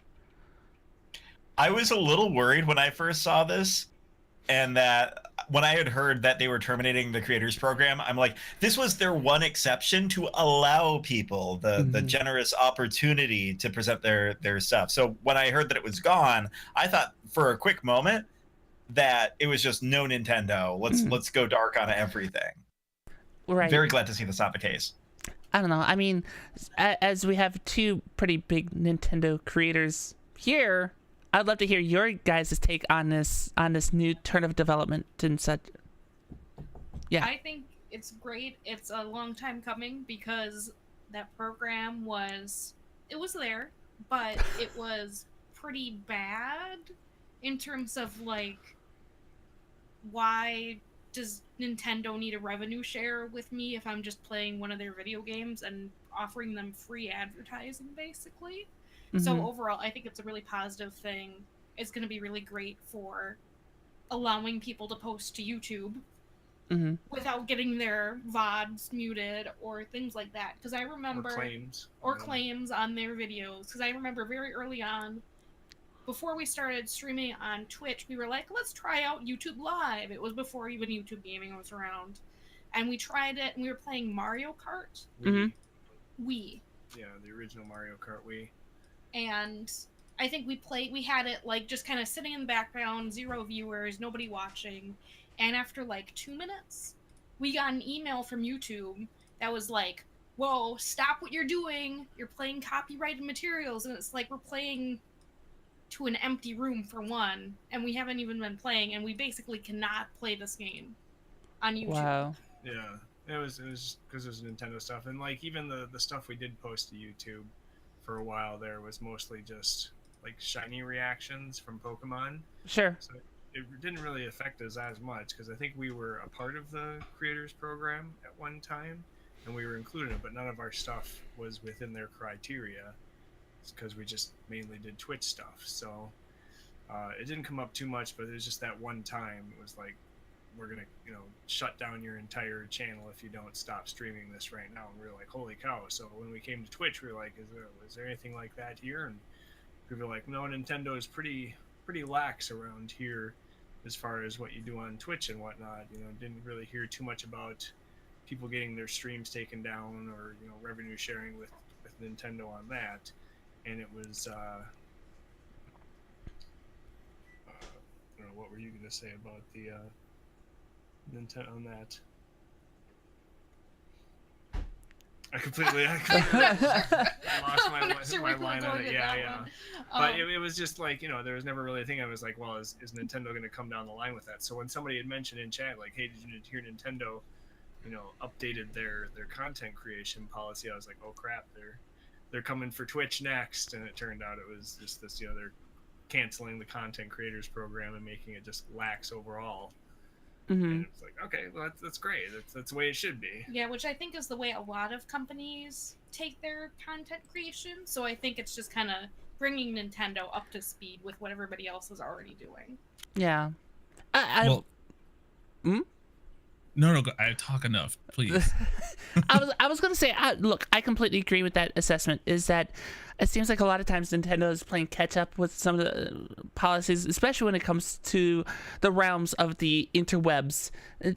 A lot of stuff, like if I recall correctly, there was a point with the GameCube where Nintendo's stance was, well, no one wants to play games online. And they soon realized that's not always true. And it just seems like they're always playing catch up. And it's always so unfortunate that they were, because a lot of their stuff is so fun and so many people enjoy their games. But some of the sharing issues that people had are just like showing off content. There is another podcast, that is, this one's modeled after, right? That would stop showing Nintendo trailers because Nintendo would ding the entire 3-hour episode for the 30 seconds that they showed a Nintendo trailer. And it's just like, really, guys? Really? I think it's telling the time frame that this is taking place. Think about all of the different big launches that have started since, what was the official start date of that? What, October 1st? No, wait.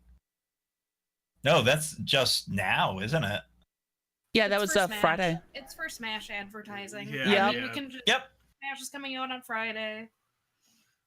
Well, pretty well timed it to come out right before Smash. Open it up to everybody, just let it go loose because the Switch is already doing just crazy good at this point. Might as well start ramping everything up that way, Mm-hmm.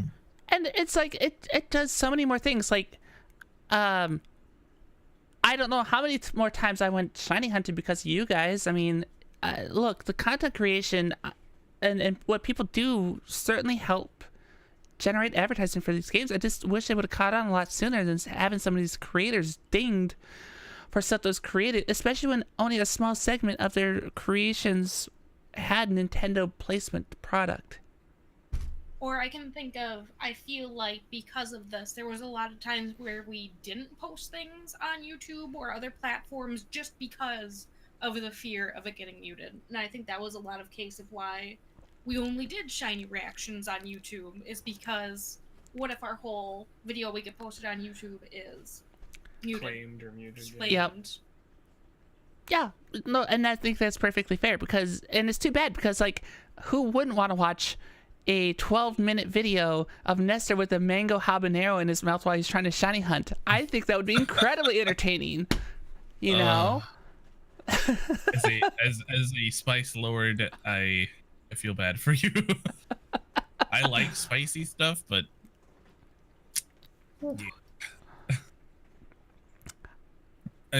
what I was gonna say was part of the reason that kept me from getting a Switch and wanting to do any kind of thing with a Nintendo stuff is just like the way they've treated content creators forever. Like forever since people started making content creation, they like, you know, like you guys are saying, they are playing catch up. Mhm. Because they're like, I feel like they're, so it's like a very Japanese industry thing, like to keep control of that stuff, and everyone else is like, what are you guys doing though? Like, what? I mean, is it though? Because I mean, Sony had streaming capabilities like integrated into their console, the most recent console from the start. Hashtag not all Japanese people. Okay. It's a Nintendo thing. Well, and I It think is it's also definitely a Nintendo game specifically. So if you think about Sony versus Nintendo, Sony doesn't produce a lot of its own games like that are really primarily on the PS4 and PlayStation systems, whereas Nintendo, you buy a Nintendo system for the games made by Nintendo. That's fair. So I think that's one of the primary differences, and they were very I'm trying to think of a good word, protective of their franchises, which makes sense, but it's also it has two sides of it. So they're protecting their franchise, but they're also preventing people from being able to advertise for them in that manner. Do you guys think that the way they've treated their games and stuff, do you feel like that is also excuse me, how people or developers have been treating, say, like streaming games, because especially story games, because if you're watching a stream and you watch a only story game, you're probably not going to buy that game because you've already seen the story, right? So do you think like that's kind of how they thought about it? I know I haven't really heard Nintendo do anything like. There's been a couple of companies, who have said, if you're streaming this game, like Atlas games, or like you can only stream up to a certain point in the game, and then anything past that we're gonna strike you or whatever.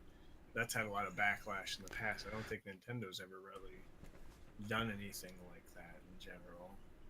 Don't you think that kind of mentality would, in the long run, hurt a company? Yeah, I'd have to agree too. I mean, and there's games that there can be stories being told and exposed, but people still want to play it. And I think a great example of that is Undertale. I mean, Undertale had a really, really interesting story that a lot of people got exposure to because of streams and videos, right? But some of those videos are the reason that people went and like, I have to try this myself and check out the story and experience it in my own way. So I don't think it's entirely true. I get the idea, but I mean, there's contraries to that situation, and Undertale's a great example of it. Well, and there's like so many different options and stuff. Sort of like Telltale is like all story based, but the different choices can kind of change things.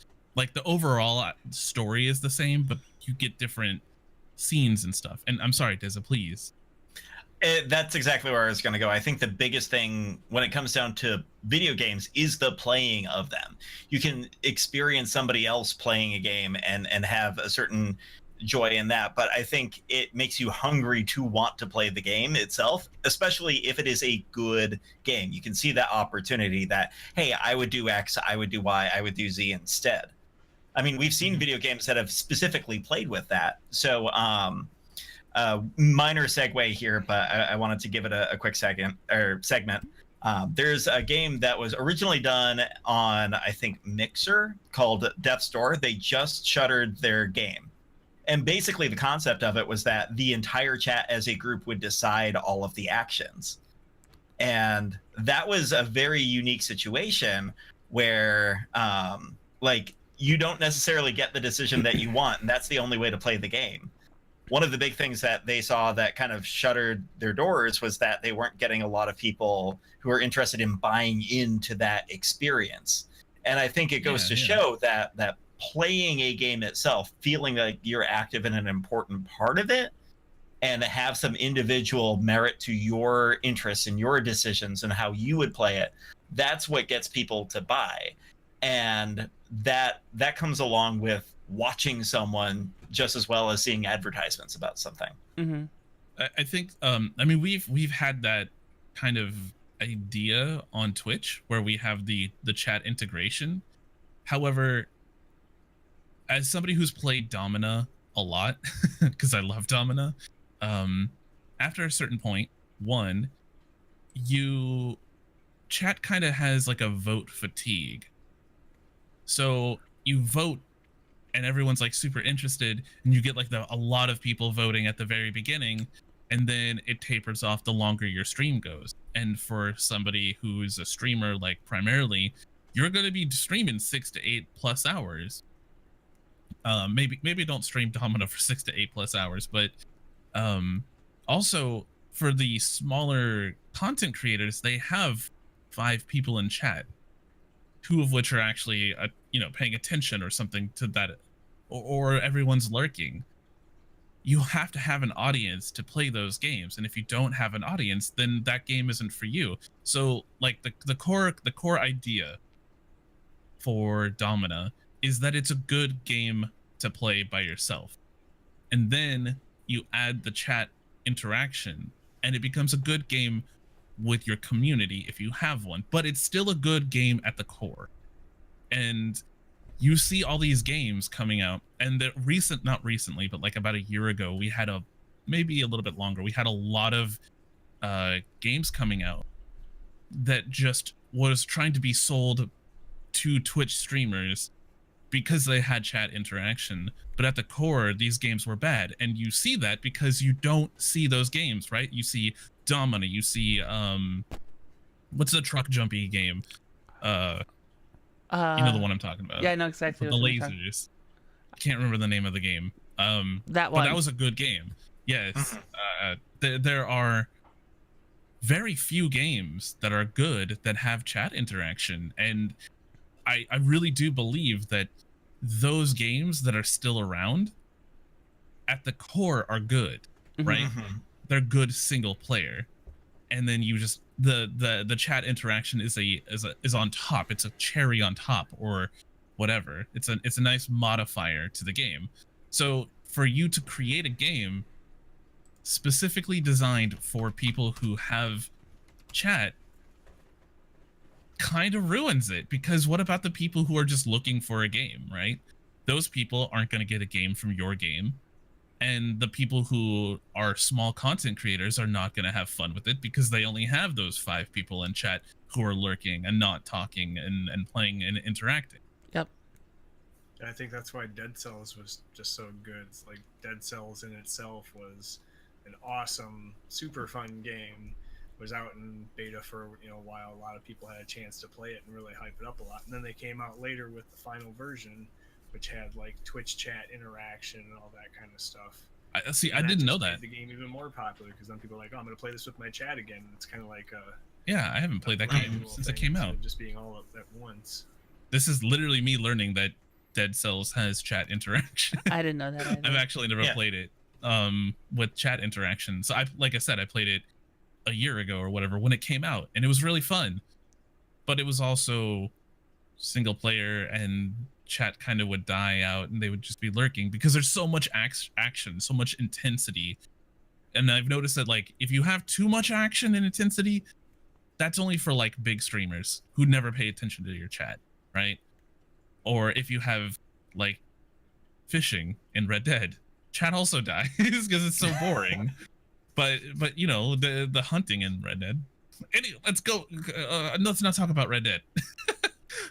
Enough with the stinky horses.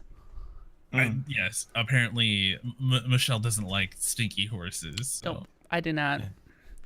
I would love, and this is definitely a topic for a different time, discussing more on the streamer end of things, like how one selects a game. And I think that you make a good point of like how much action is in there. How do you take that time and break out with chat? But specific to where we were at before, really, like at the end of the day, if it's a good game, chat's going to enjoy watching that game, and then chat's going to want to go and buy that game because they want to be the person who's making the decisions.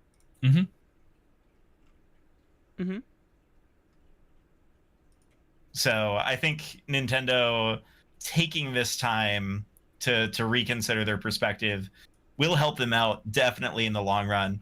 And I don't think they had a lot to protect because all of their games are fantastic. Even the games that don't end up panning out to be the best out there. Like there are some Mario parties that are in the series prior to the most recent couple where I've heard some pretty negative statements. And even then, they turn out to be pretty good games. So I feel like it's a lot of fear that's unwarranted. And I can understand their caution on it, but I'm glad that they finally decided to take action that will help them out. So I just had to do this quick because you brought it up. You're asking, how do streamers determine what games they play? Dice. I rolled the dice. That is how I determine.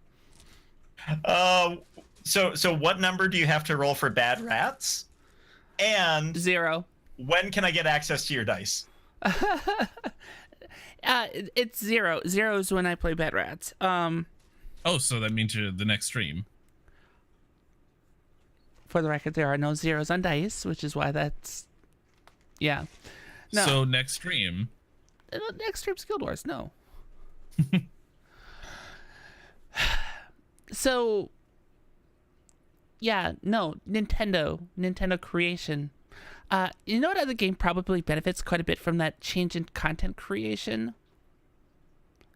I would probably say that a game that benefits from it is Let's Go...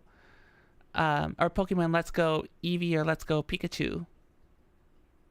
Because please tell me about that game, because I see it everywhere and I'm interested, but I have no idea what's going on with it. Like it literally, I had no idea it was coming out until everyone was like, "Oh my god!"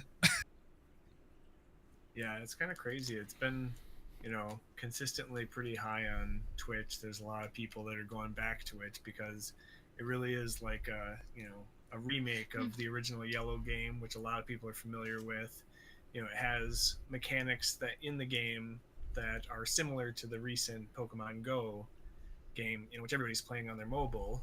So it brings those people in, and it's kind of a way to bring in, old fans and kind of new fans of the series and kind of lead them down into, hey, there's this new system that Nintendo's got going on. And so I think Pokemon Let's Go Eevee and Pikachu is a Pokemon game if you've played Pokemon Go, or you haven't played Pokemon in forever, or if you love Pokemon and you want to get back into the series. It's a really great game with amazing graphics on the Switch. Yeah. So what you're saying to me is that I'm going to be liking it. I mean, and the thing is, like I said, the only thing we used to really upload to YouTube was Pokemon shiny hunting stuff. Like there was a couple other small things we uploaded here and there, but in general, Nintendo and Pokemon, even though they're pretty close knit. They're close, but they're not. Pokemon's still its own separate entity, and so they were a little bit less restrictive as just basic, like Smash Brothers for the Wii U or something like that was a little bit more under the Nintendo Creators Program, whereas Pokemon stuff wasn't really within the Creators Program scope. So when they removed the Creators Program, it's like, well, for the most part, we were doing a lot of Pokemon, but we've also done a lot of, variety Nintendo stuff in general. So a lot of that would have been underneath the Creators Program. Sure. So, with the change, with the new Pokemon out, I think it's also worth noting that it's not the same, like, as traditional inline Pokemon. How do you feel about this one being different versus, like, say, XY or Sun and Moon or any of the inline games? I don't know, because I feel like people say that, but it really is a lot like a traditional Pokemon game with just some slight changes, like the battle mechanics for catching a Pokemon or seeing the Pokemon out in the wild. I actually kind of hope for when, the new Pokemon game is coming out in 2019, that's supposed to be more like main series Pokemon or the main, or like the new one Generation in the 8 in the series. I hope some of the things that are in the Let's Go games remain. Like maybe not the battling a wild Pokemon just being, a Pokeball throwing festival, but, seeing the Pokemon on the field instead of just having random battles, I'd be totally fine with that being a change going forward. And if they make like a Let's Go series for the, the next region in the series and kind of, every other year as they're making more regular new Pokemon games, they make more Let's Go games to keep people in there, I'd be totally fine I think with that. it's a really refreshing style. I think some of the things that were difficult for people who were new to the series to get into, like getting used to how to battle down a Pokemon or going through gyms and kind of that evolution, they've kind of simplified it a little bit. Remembering 800 different Pokemon, it's like, it's back to the original 150, so Oh, only 150. Remember No how many worries. you're going for. You can go for, if somebody's a shiny hunter, they only have 150 Pokemon that they can kind of, aim toward instead of 800. Sure. I feel like the 800 is just so overwhelming. Like, just the idea of trying to catch that many. Whereas, like, you see the 150, the originals, and you know what they are. You see them when they pop up. Even let's say Pokemon Go, you're like, oh, that's a Charmander, or except from Grimer. No one cares about Grimer. Oh, Wow, that was just rude Very for no Grimer. reason. that is very Grimerist. Like I said before, I've only played like 2 Pokemon games. I played Pokemon Black 2, which was my first one. And everyone's like, that's a terrible one. And I'm like, I don't know the difference. And then I played Pokemon Sun when it came out, and I really enjoyed it. Oh. So, and then I played Pokemon Go for quite some time. So I'm hoping that I like the game because I really enjoyed Pokemon. Mhm. So, and I'm sure my audience is gonna love me playing Pokemon. And by that I mean I know at least 5 of them who will just not be there. Well, I think there's something to be said about like the streaming Pokemon and watching it and whatnot too. I think there's something about watching those streams that's just so easy to just sit back and watch people do what they're doing in it, whether it's shiny hunted or actually working their way through the story or whatnot.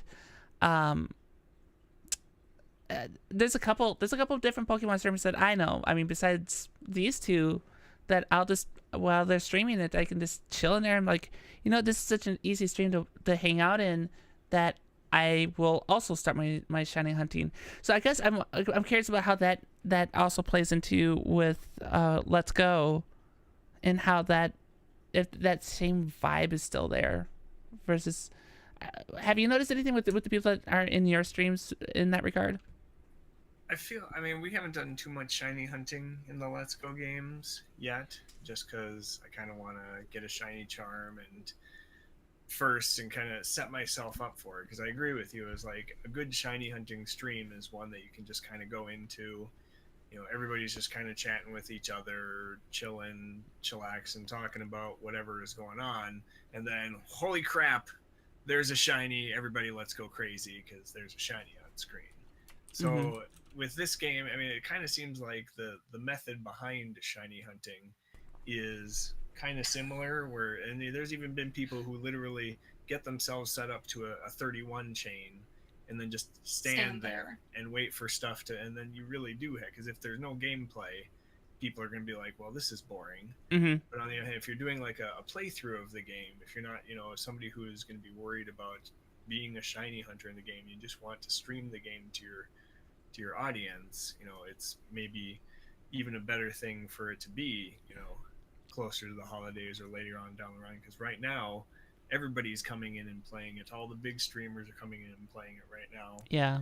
And the category is just like huge, and that kind of goes back to, what do you, how to select what game you're going to be streaming. If you're, playing in something where there's 30,000, 60,000 people in there, it's going to be tough to get noticed. But, later on down the line, when most of those people have moved on and it's just the shiny hunters, somebody's going to come in and be like, oh, I'm looking for somebody who's playing through the game, instead of the top 30 people are all just standing there chatting with their, audience while they wait for a shiny to come up and they see you actually playing through the game. Sure. So there's benefits to that. Yeah. That was my whole idea for Spyro. Well, and so like that 31 chain just standing there, like, who was it? Was it Natty? I think I popped in on Natty's stream, and she was doing that. And she was actually frustrated because she's like, I feel like I should be doing more, and I know I'm not supposed to, but I feel like I should be doing more. And it was really interesting watching her just get, like, she knew that anything else, like even in a friend safari, at least they're moving around, but that wasn't happening at all. And so I guess, I don't know, I'm curious to see how that plays out in the long run. I think maybe that shiny charm will help with that, so there's actually something else going on. I don't know.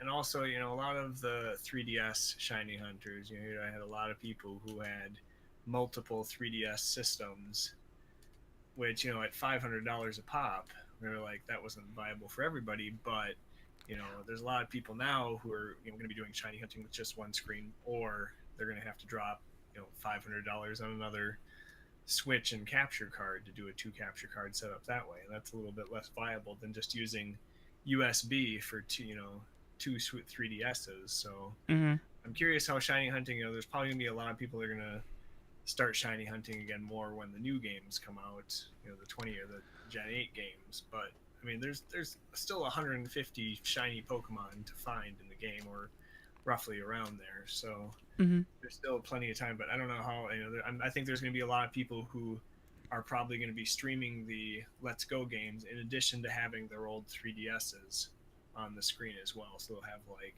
3 screens going at the same time or something like that.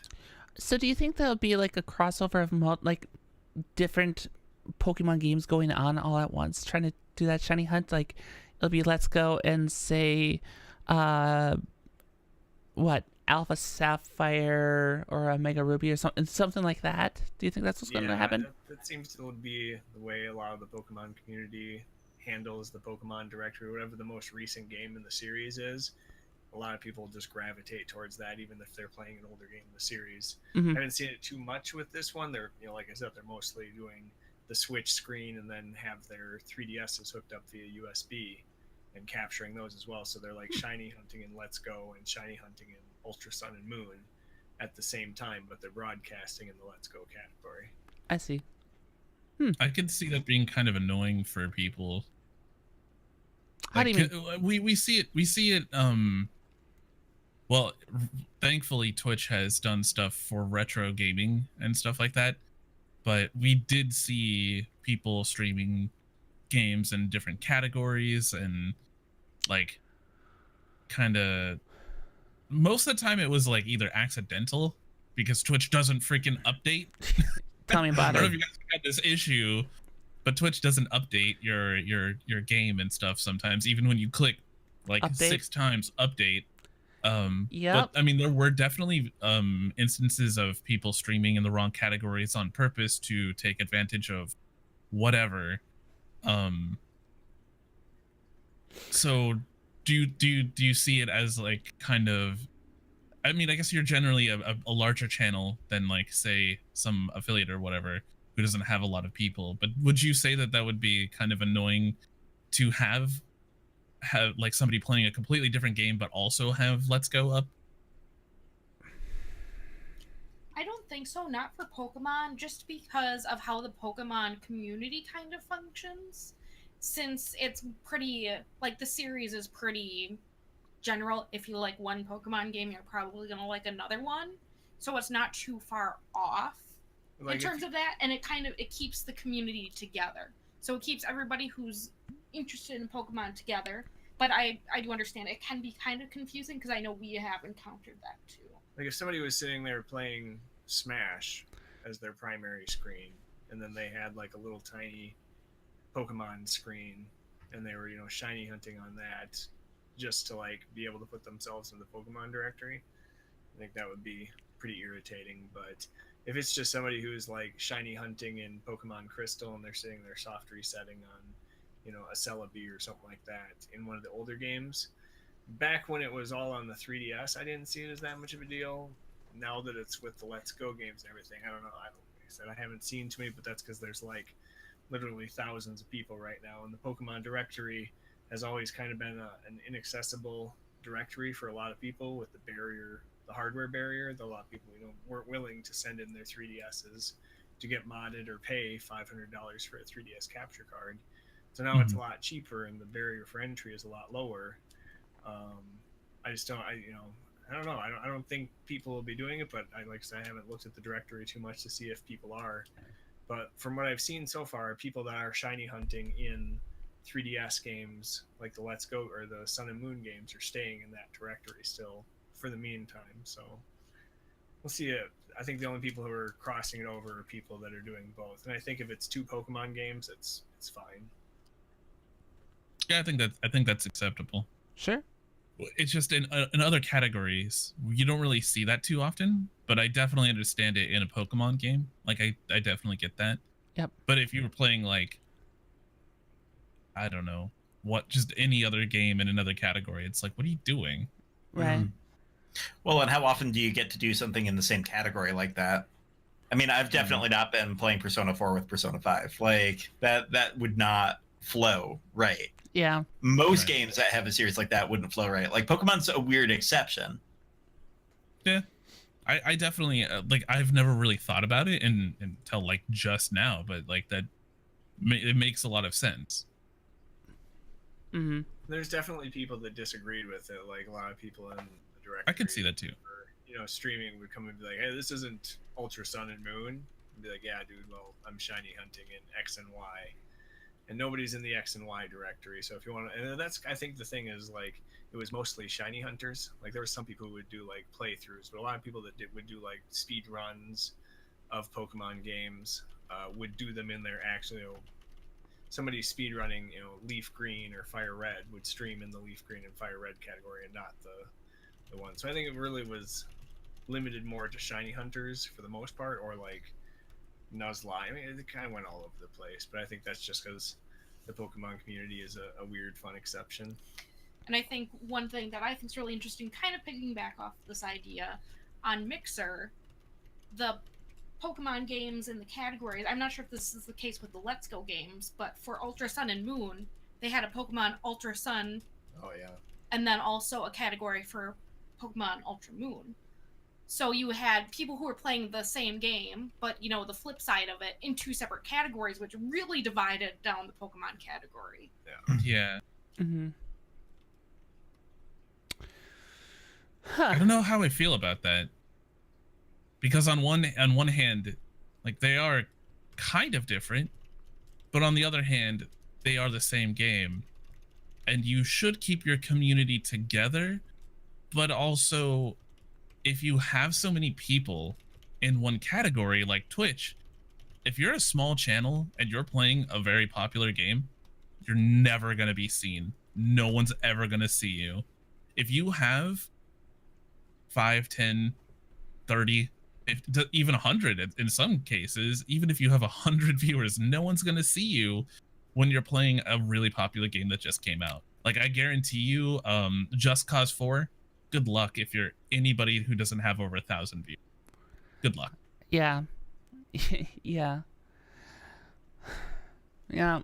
I don't know. I guess with the game overall, like, I've been curious. I mean, it's something I want to play, but I've also enjoyed the game series as a whole. So, and I think battling in the game, as well as much as it's fun, it's not something that's very well structured as far as like the old games had rankings and all sorts of things. So I feel like the Let's Go games are really fun and nostalgic and all that kind of stuff. But as far as how much they have within them, like as far as content creation, maybe not as much, because the battling is very limited.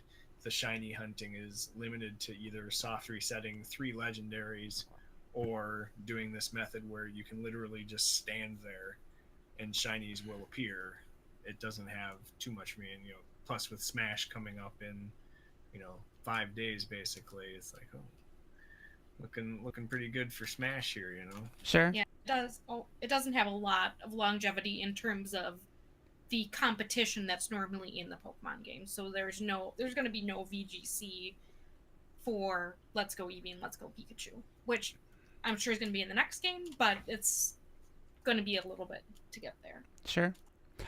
So maybe switching gears a little bit, I guess a question I have for you too is maybe in the idea of, so we saw this change in Pokemon, but what other games would you like to see developed for the Switch?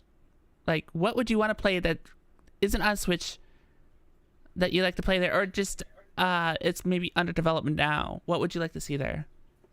I don't know, like when we were talking about Red Dead Redemption earlier, it's like I super wish at least it was out for the PC, because like Grand Theft Auto, or 5, I didn't get to play until it came out on the PC, and I had a ton of fun with that. I actually haven't even finished the single player at all, because I just play the online a whole ton, and I'd love to be playing Red Dead Redemption 2 and the online, but I don't have an Xbox One, I don't have a PS5 or 4, so it's like it would be nice to have that. Like, I know, even like, I guess I would maybe double dip on Grand Theft Auto 5 if it was out on the Switch, but I know they said they were porting, what is it, the other one, Saints Row 3 randomly got announced as being ported to the Switch, and I'm like, all right, who wanted that? Any world game I can get for that, that I can play quickly or whatever. That is such an odd one. Wait, hold on. Wasn't Saints Row 3 the one with the very provocative bat? Oh, I know what you mean now. Yeah. I believe so. Saints Row the Third, yeah. I'm pretty sure that had the by the provocative bat, I am referring to the dildo bat that was in Saints Row 3. That's right. I wonder how that will translate onto. Took me a minute. I haven't played that game for a really long time, so. Oh my gosh! No, I just. They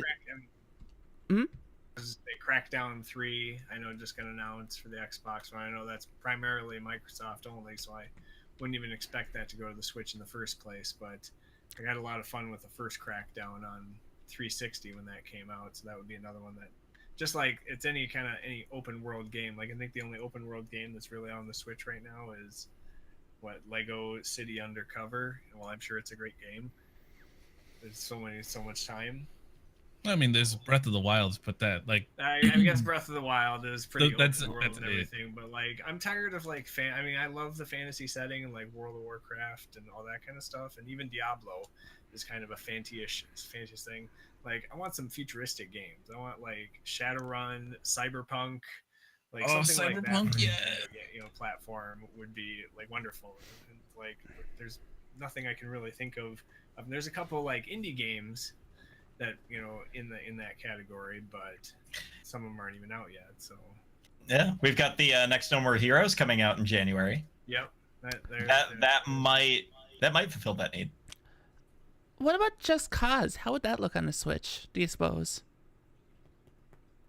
That could be fun. This Cause games. I haven't either, so I'm not. I love Just Cause 3. It's so much fun. It's so stupid. It's so stupid, but it's so much fun. Yep. So I could see, look, if they're doing Saints Row 3, then they should definitely do a Just Cause game, because that is perfect. Like you it's the exact same thing. Like this it's not the exact same thing, but it's the exact same concept of an open world. You wander around, do ridiculous stuff.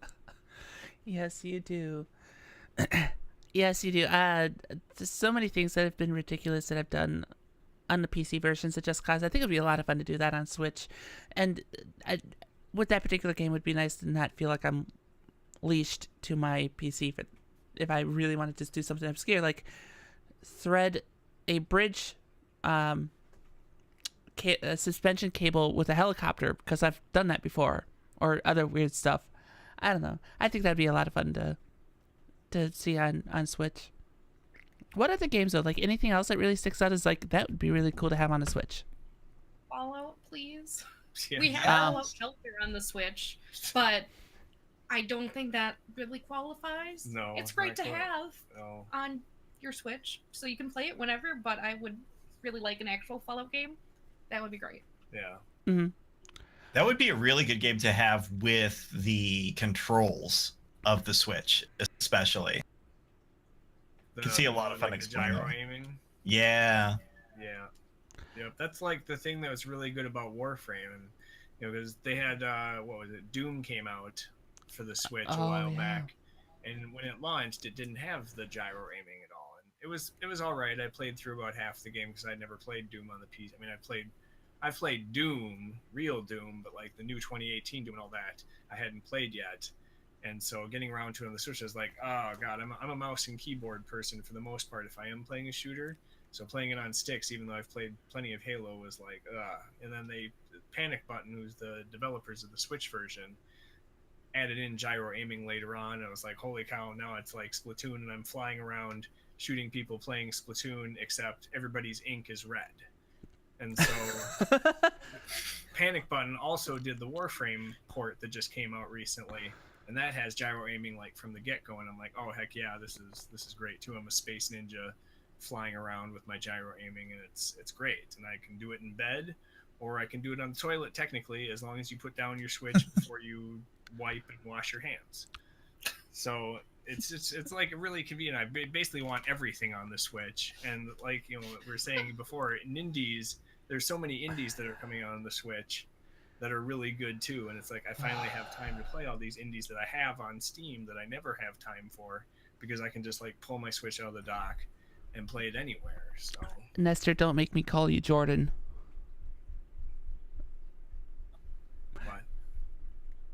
If you don't know that, I'll explain later, but All right. no, I think your ability, you're talking about that ability to play wherever you are, though, it's really nice.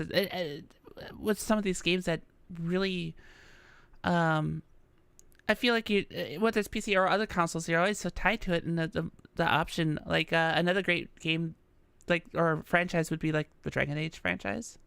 What about that on? I mean, that's something the Switch could totally handle. Yeah, or like I mean, like you said, Cyberpunk, that's probably never coming to the Switch, but there's always these rumors of the Switch Pro model coming out later on, where it'd just be an upgraded tablet, more power behind it. Maybe something like that can come down the line. It's just, that's the thing about the Switch though, is I feel like it's always kind of slow in the releases as far as like being behind others. Dragon Ball Fighters came out on PC, PS4, and Xbox One right away, and I was like, oh, well, I really want to play that, so I'm going to get it on PC. And then they announced the Switch version. I was like, oh, I want to play that everywhere. Mm-hmm. So I got it again. And then now I haven't even bought Soul Calibur 6 on PC because I'm just waiting for the Switch version to eventually come out. There you go. Soul Calibur 6 would be great. I suppose it's the other thing you have to be careful of, because some games like, say, Skyrim, which got its 15th re-release this time on Switch, well, I'm sure it will be fun. That is how many re-releases of Skyrim? I don't know. Better on Alexa. That's all I'm going to say. Yeah, I mean, there's some games where it's like, I don't know if I could handle another re-release. There's some games that are like, that can be a re-release or a previous gen game that I can enjoy, but like you're mentioning Soul Calibur 6 is a great example of something that's coming up that would be great to see on Switch. And Hippo and my talking about Just Cause 3, Just Cause 4 comes out on Tuesday. So that, I mean, that's part of the reason that's on our minds. Like, it would be cool to see those on the Switch also, because they are brand new games that would be on there, and they then would everywhere fit else. really well on it too. Yeah. Yeah. So, if we don't have any other games that we'd like to see on the Switch, what? Oh, please. Two quick ones. I haven't had a WarioWare in forever, and I miss it. And also, tell me it would not be fun to have a sequel to Muscle March. I'm sorry, what? Be down with it. You don't know Muscle March? Oh, Hippo, you need to check out Muscle March. Hello, Google. How you doing? The abridged version is you are extremely well built, and you are chasing people for various reasons, and you have to match the poses of the other incredibly built people in front of you with your originally Wiimote. Nice. With the Joy-Cons, that works out really well as well. Straight through walls. It's amazing. Wow. At first, I was like, "What are you talking about? This game really?" But then I remembered that I often stream. What is it called? Mount Your Friends 3D. A hard man is good to climb. So, and I'm sure if you've never heard of that game and you just heard of it now, you're going, "What?" And don't Google it. Or do Google it. Find out. Look, it's allowed on Twitch. Leave me alone. It's fun to play. It's a competitive donger climber. Okay. I've got nothing for that. No, I don't know. Interesting choice, Dizza. I had to say that is a very interesting choice to hear about on the Switch as a possibility. I'm 100% behind WarioWare. Like, WarioWare needs a new game in the series. It like, really does. Today. Mm-hmm. Other than that, then I guess like Mario Golf and Mario Strikers, Mm. like good to go for the next like 2 years. Those are the things I probably the most want on the Switch at this point. They need to hurry up with Animal Crossing. Oh, I need yeah, it yeah. so bad. At least for we the know it's Switch. coming, but Yeah. just playing Pocket Camp for right now is definitely not enough. Oh gosh, Pocket Camp. I've never played any of those types of games, and then I played Pocket Camp, and I was like, I don't get it. And then I remembered, like, oh, it's a mobile game. It's nothing like the real game. That's why I don't get it. I played it for a little while. Do for a mobile game conversion of the series, because there is a lot of waiting in the main game, kind of like you would do waiting in the mobile game, but like in the mobile game, you're forced into waiting. Mm-hmm. In the handheld games or whatever, you can go in and modify your clock, and it'll be the next day in game If you don't want to do that. if you choose to, which some people do. So I don't know. Pocket Camp is she's like way more into it than I am. Like, we raced up to level 50. I got up to level 50 right before she did, and now she's like a level 101, and I'm not even 60 right now. So she's just flying by and keeping up with it. So I hope it has some sort of integration with the Switch game to make all this time into it worth it. But I don't know. It's cute, and that's what matters in Animal Crossing. So Sure. Yeah, like I said, I never played one before, but I didn't understand it. I played because everybody else was playing. All my friends were like, "You have to play it," and so I did. And like, after the first week, I just didn't really want to open it anymore. I don't know how many other people felt the same way, but I continued playing for a little while. I felt that way about Miitomo. Oh, Yes. Miitomo was such a fail. Miitomo was I could not. exactly the same way. But even like early Pokemon Go was kind of that way too, where it's like it was just the same thing over and over, and then they added more time, stuff in over time. Yep. And I think that's how Pocket Camp has kind of gotten. They've added in so many different things than if like playing from a year ago, even like they just added in like an indoor place for you to decorate just this last week. So they keep having really major updates. But I think it would have been nice to have some of the current features that they have now a year ago. I think that would have probably made a couple people stick around a lot longer. Yeah. And in the end, it is just like it's a mobile game, so it's designed to try and get money out of people who don't want to be patient and wait for stuff. And it's in that regard, it's kind of like they're doing a flower event again kind of thing, but. If they had a little more variety, I think it'd be good. And it's a nice tide over until the Switch game comes out. Right on. So, all right. Let's take this discussion a little bit and take a quick turn, a quick swerve, if you will. We're talking about games that we'd like to see on the Switch and the things coming up and such. I wanna rewind and track. This is our fluff topic of the night. Guys, if you haven't, I'm a little uncomfortable with you calling it that, but wow, no, I mean the last few episodes we've had this last topic that we've done where it's just like a casual, like friendly, like trip down memory lane, right? And we've had some interesting discussions, and I think the last one I want to do is your initial exposure to video games. What was your initial exposure to video games? What game was it? Where were you? What was the situation with it? How'd that play out? Anyone? For me, it was some kind of Atari game.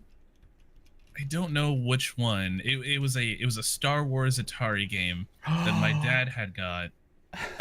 Literally, it's the exact same game. Literally, it is the exact same game. Really? What is this? Yes. I don't know the name of it. I just remember you like it's kind of like Asteroids. You're at the very bottom, and you're just kind of like doing stuff and shooting things and stuff. It's yeah, sort of yeah. like You're shooting down AT-ATs. Yeah, I don't remember anything. I was like 5, maybe. I was maybe 5 when I remember that, and then my first game that I played that, but the first real game I played was a Nintendo. It was on the Nintendo Super Nintendo, maybe. And it was Street Fighter. Street Fighter was my introduction to any type of like actual video games, and then after that, I just got addicted to like Sega playing Sonic and stuff like that. So. Okay.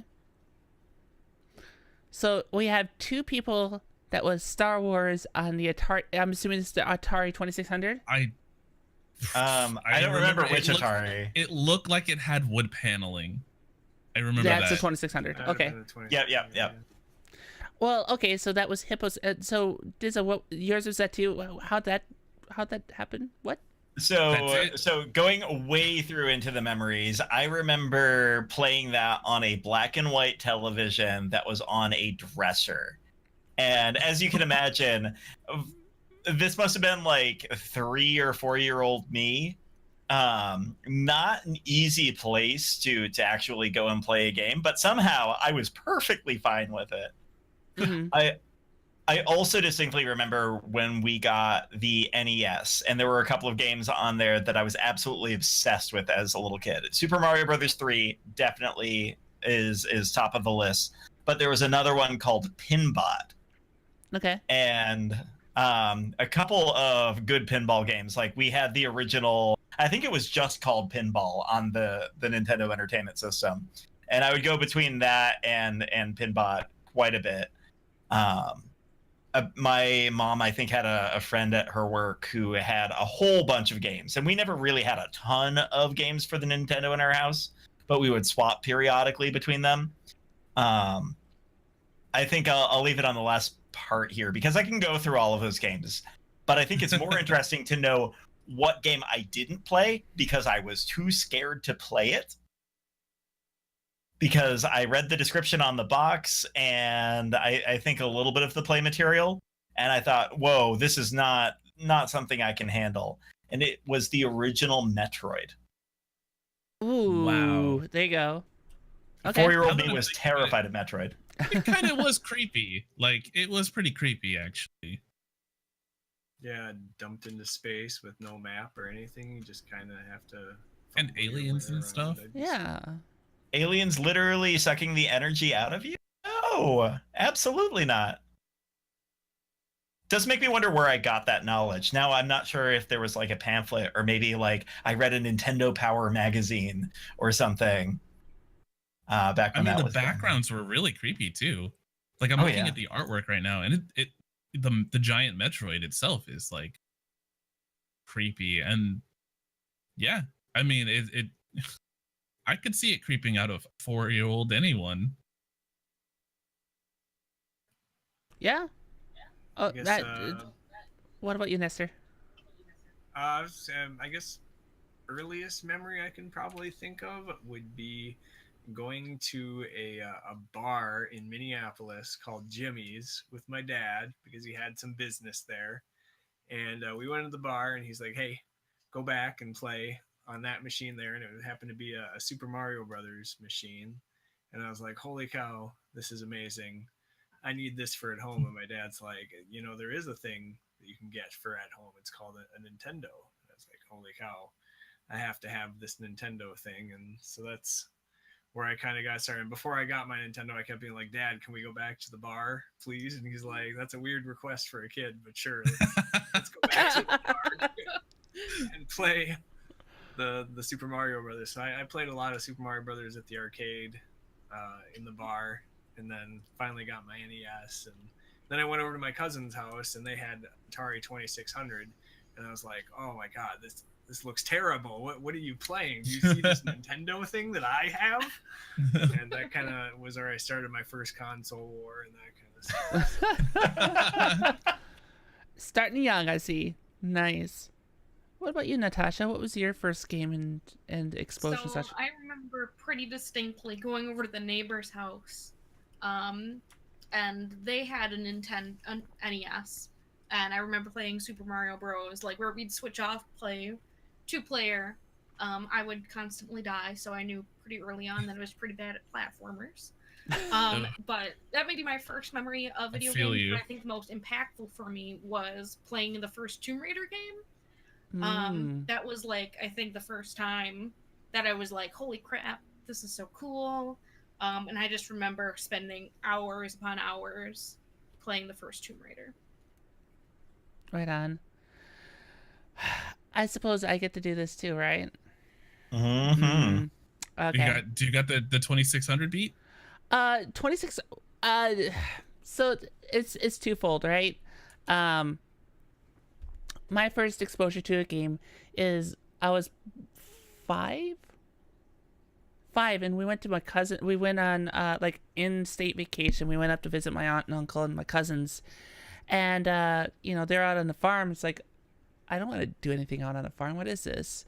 And my cousin Brandon's like, yeah, my cousin Brandon's like, no, I got you. Don't worry about this. And he shows me his Nintendo, and he had 2 games. He had Super Mario Brothers and Duck Hunt, and he had Super Mario Brothers 3.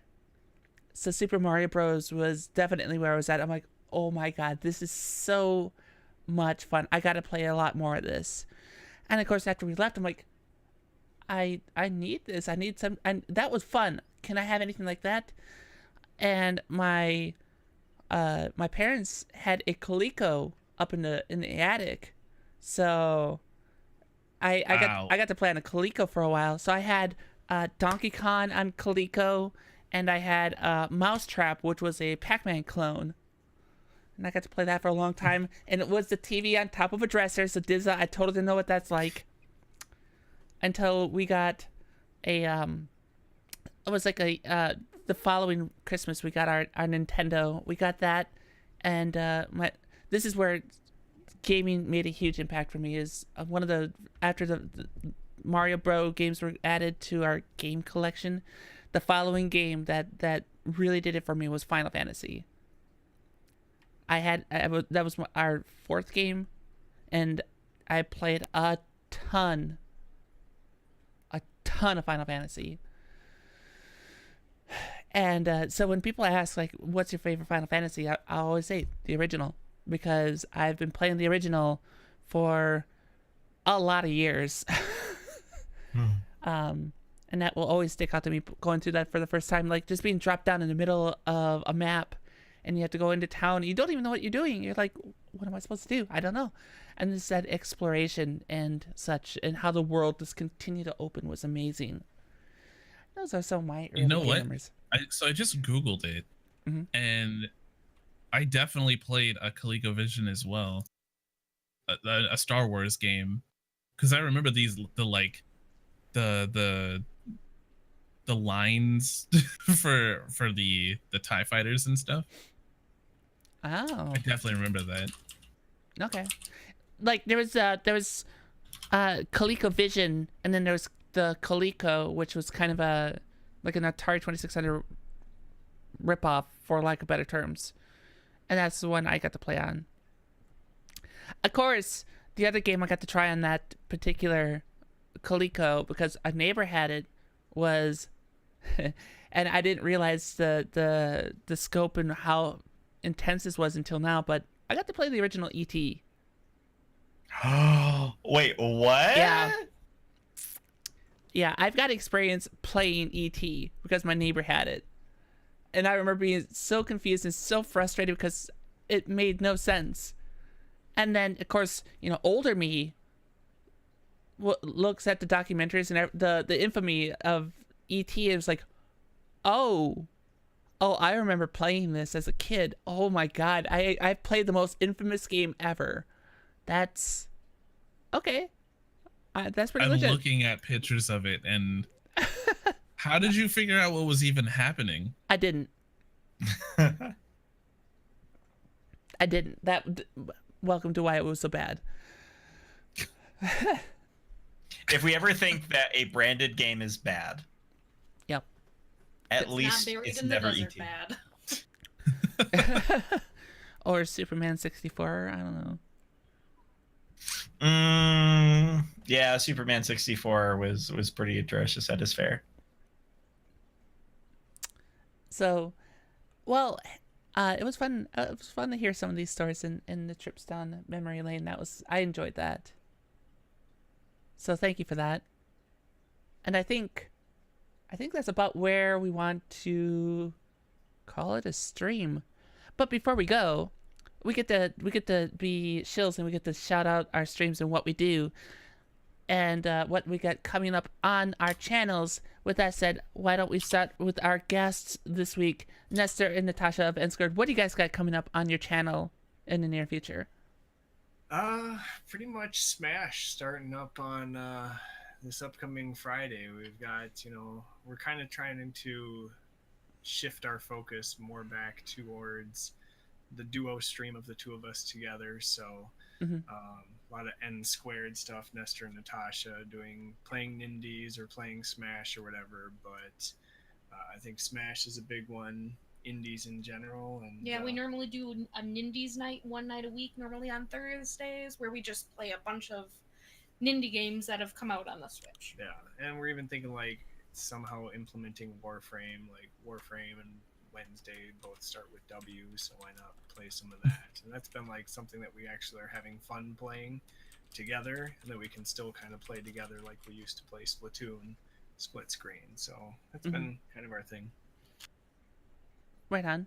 Cool. I feel like if I ask any of the other two, I know what to expect for an answer, but I'm going to Hippo, what do you got coming up on your channel? Definitely more Red Dead Redemption 2, which you already know, where I'm going to try to smash through the story and kind of do some side stuff. We're like a little over halfway through the story now. I know that a lot of people are playing the online.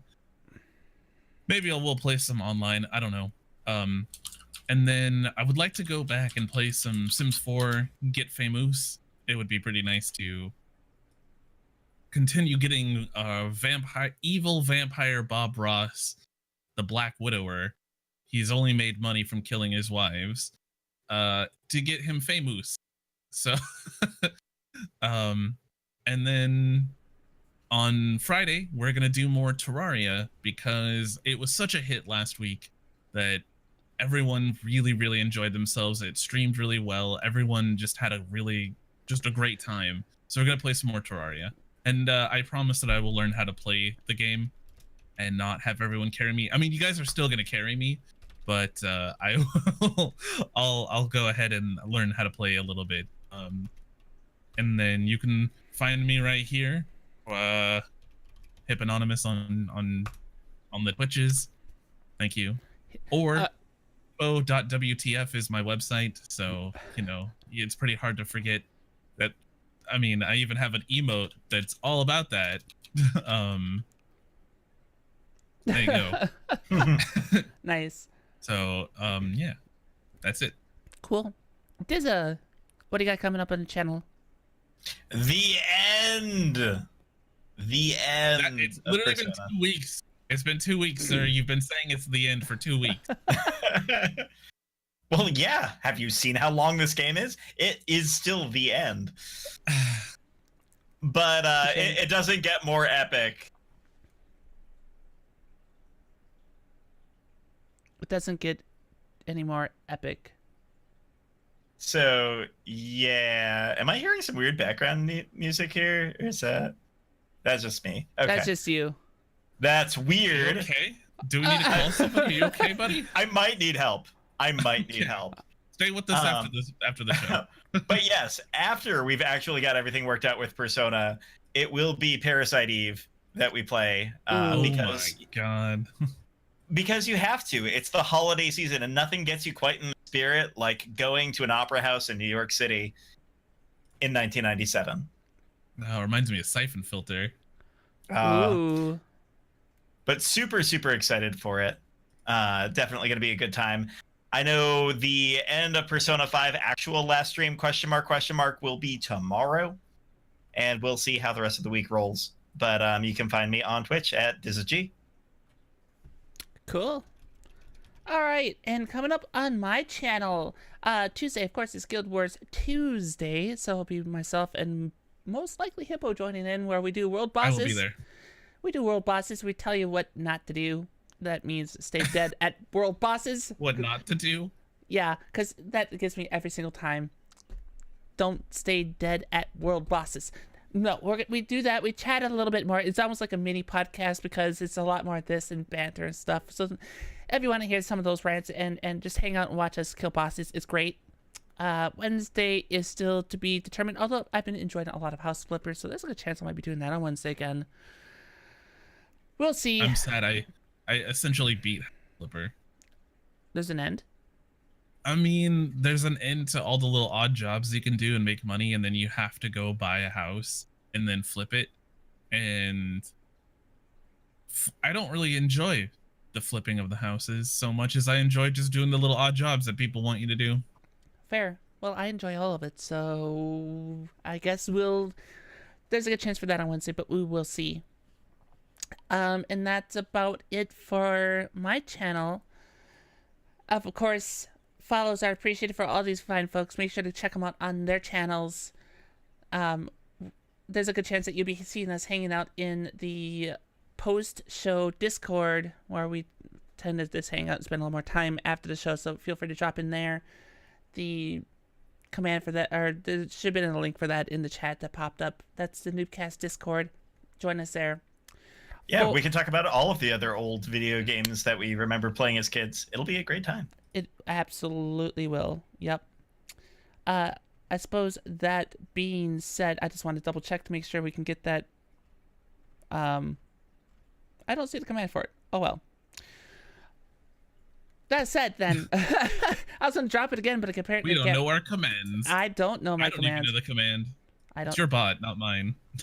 Look, it's somewhere there. I just don't remember what it was. It was like noob Discord or something like that. If I see it, I'll have it in the end there, in the end roll.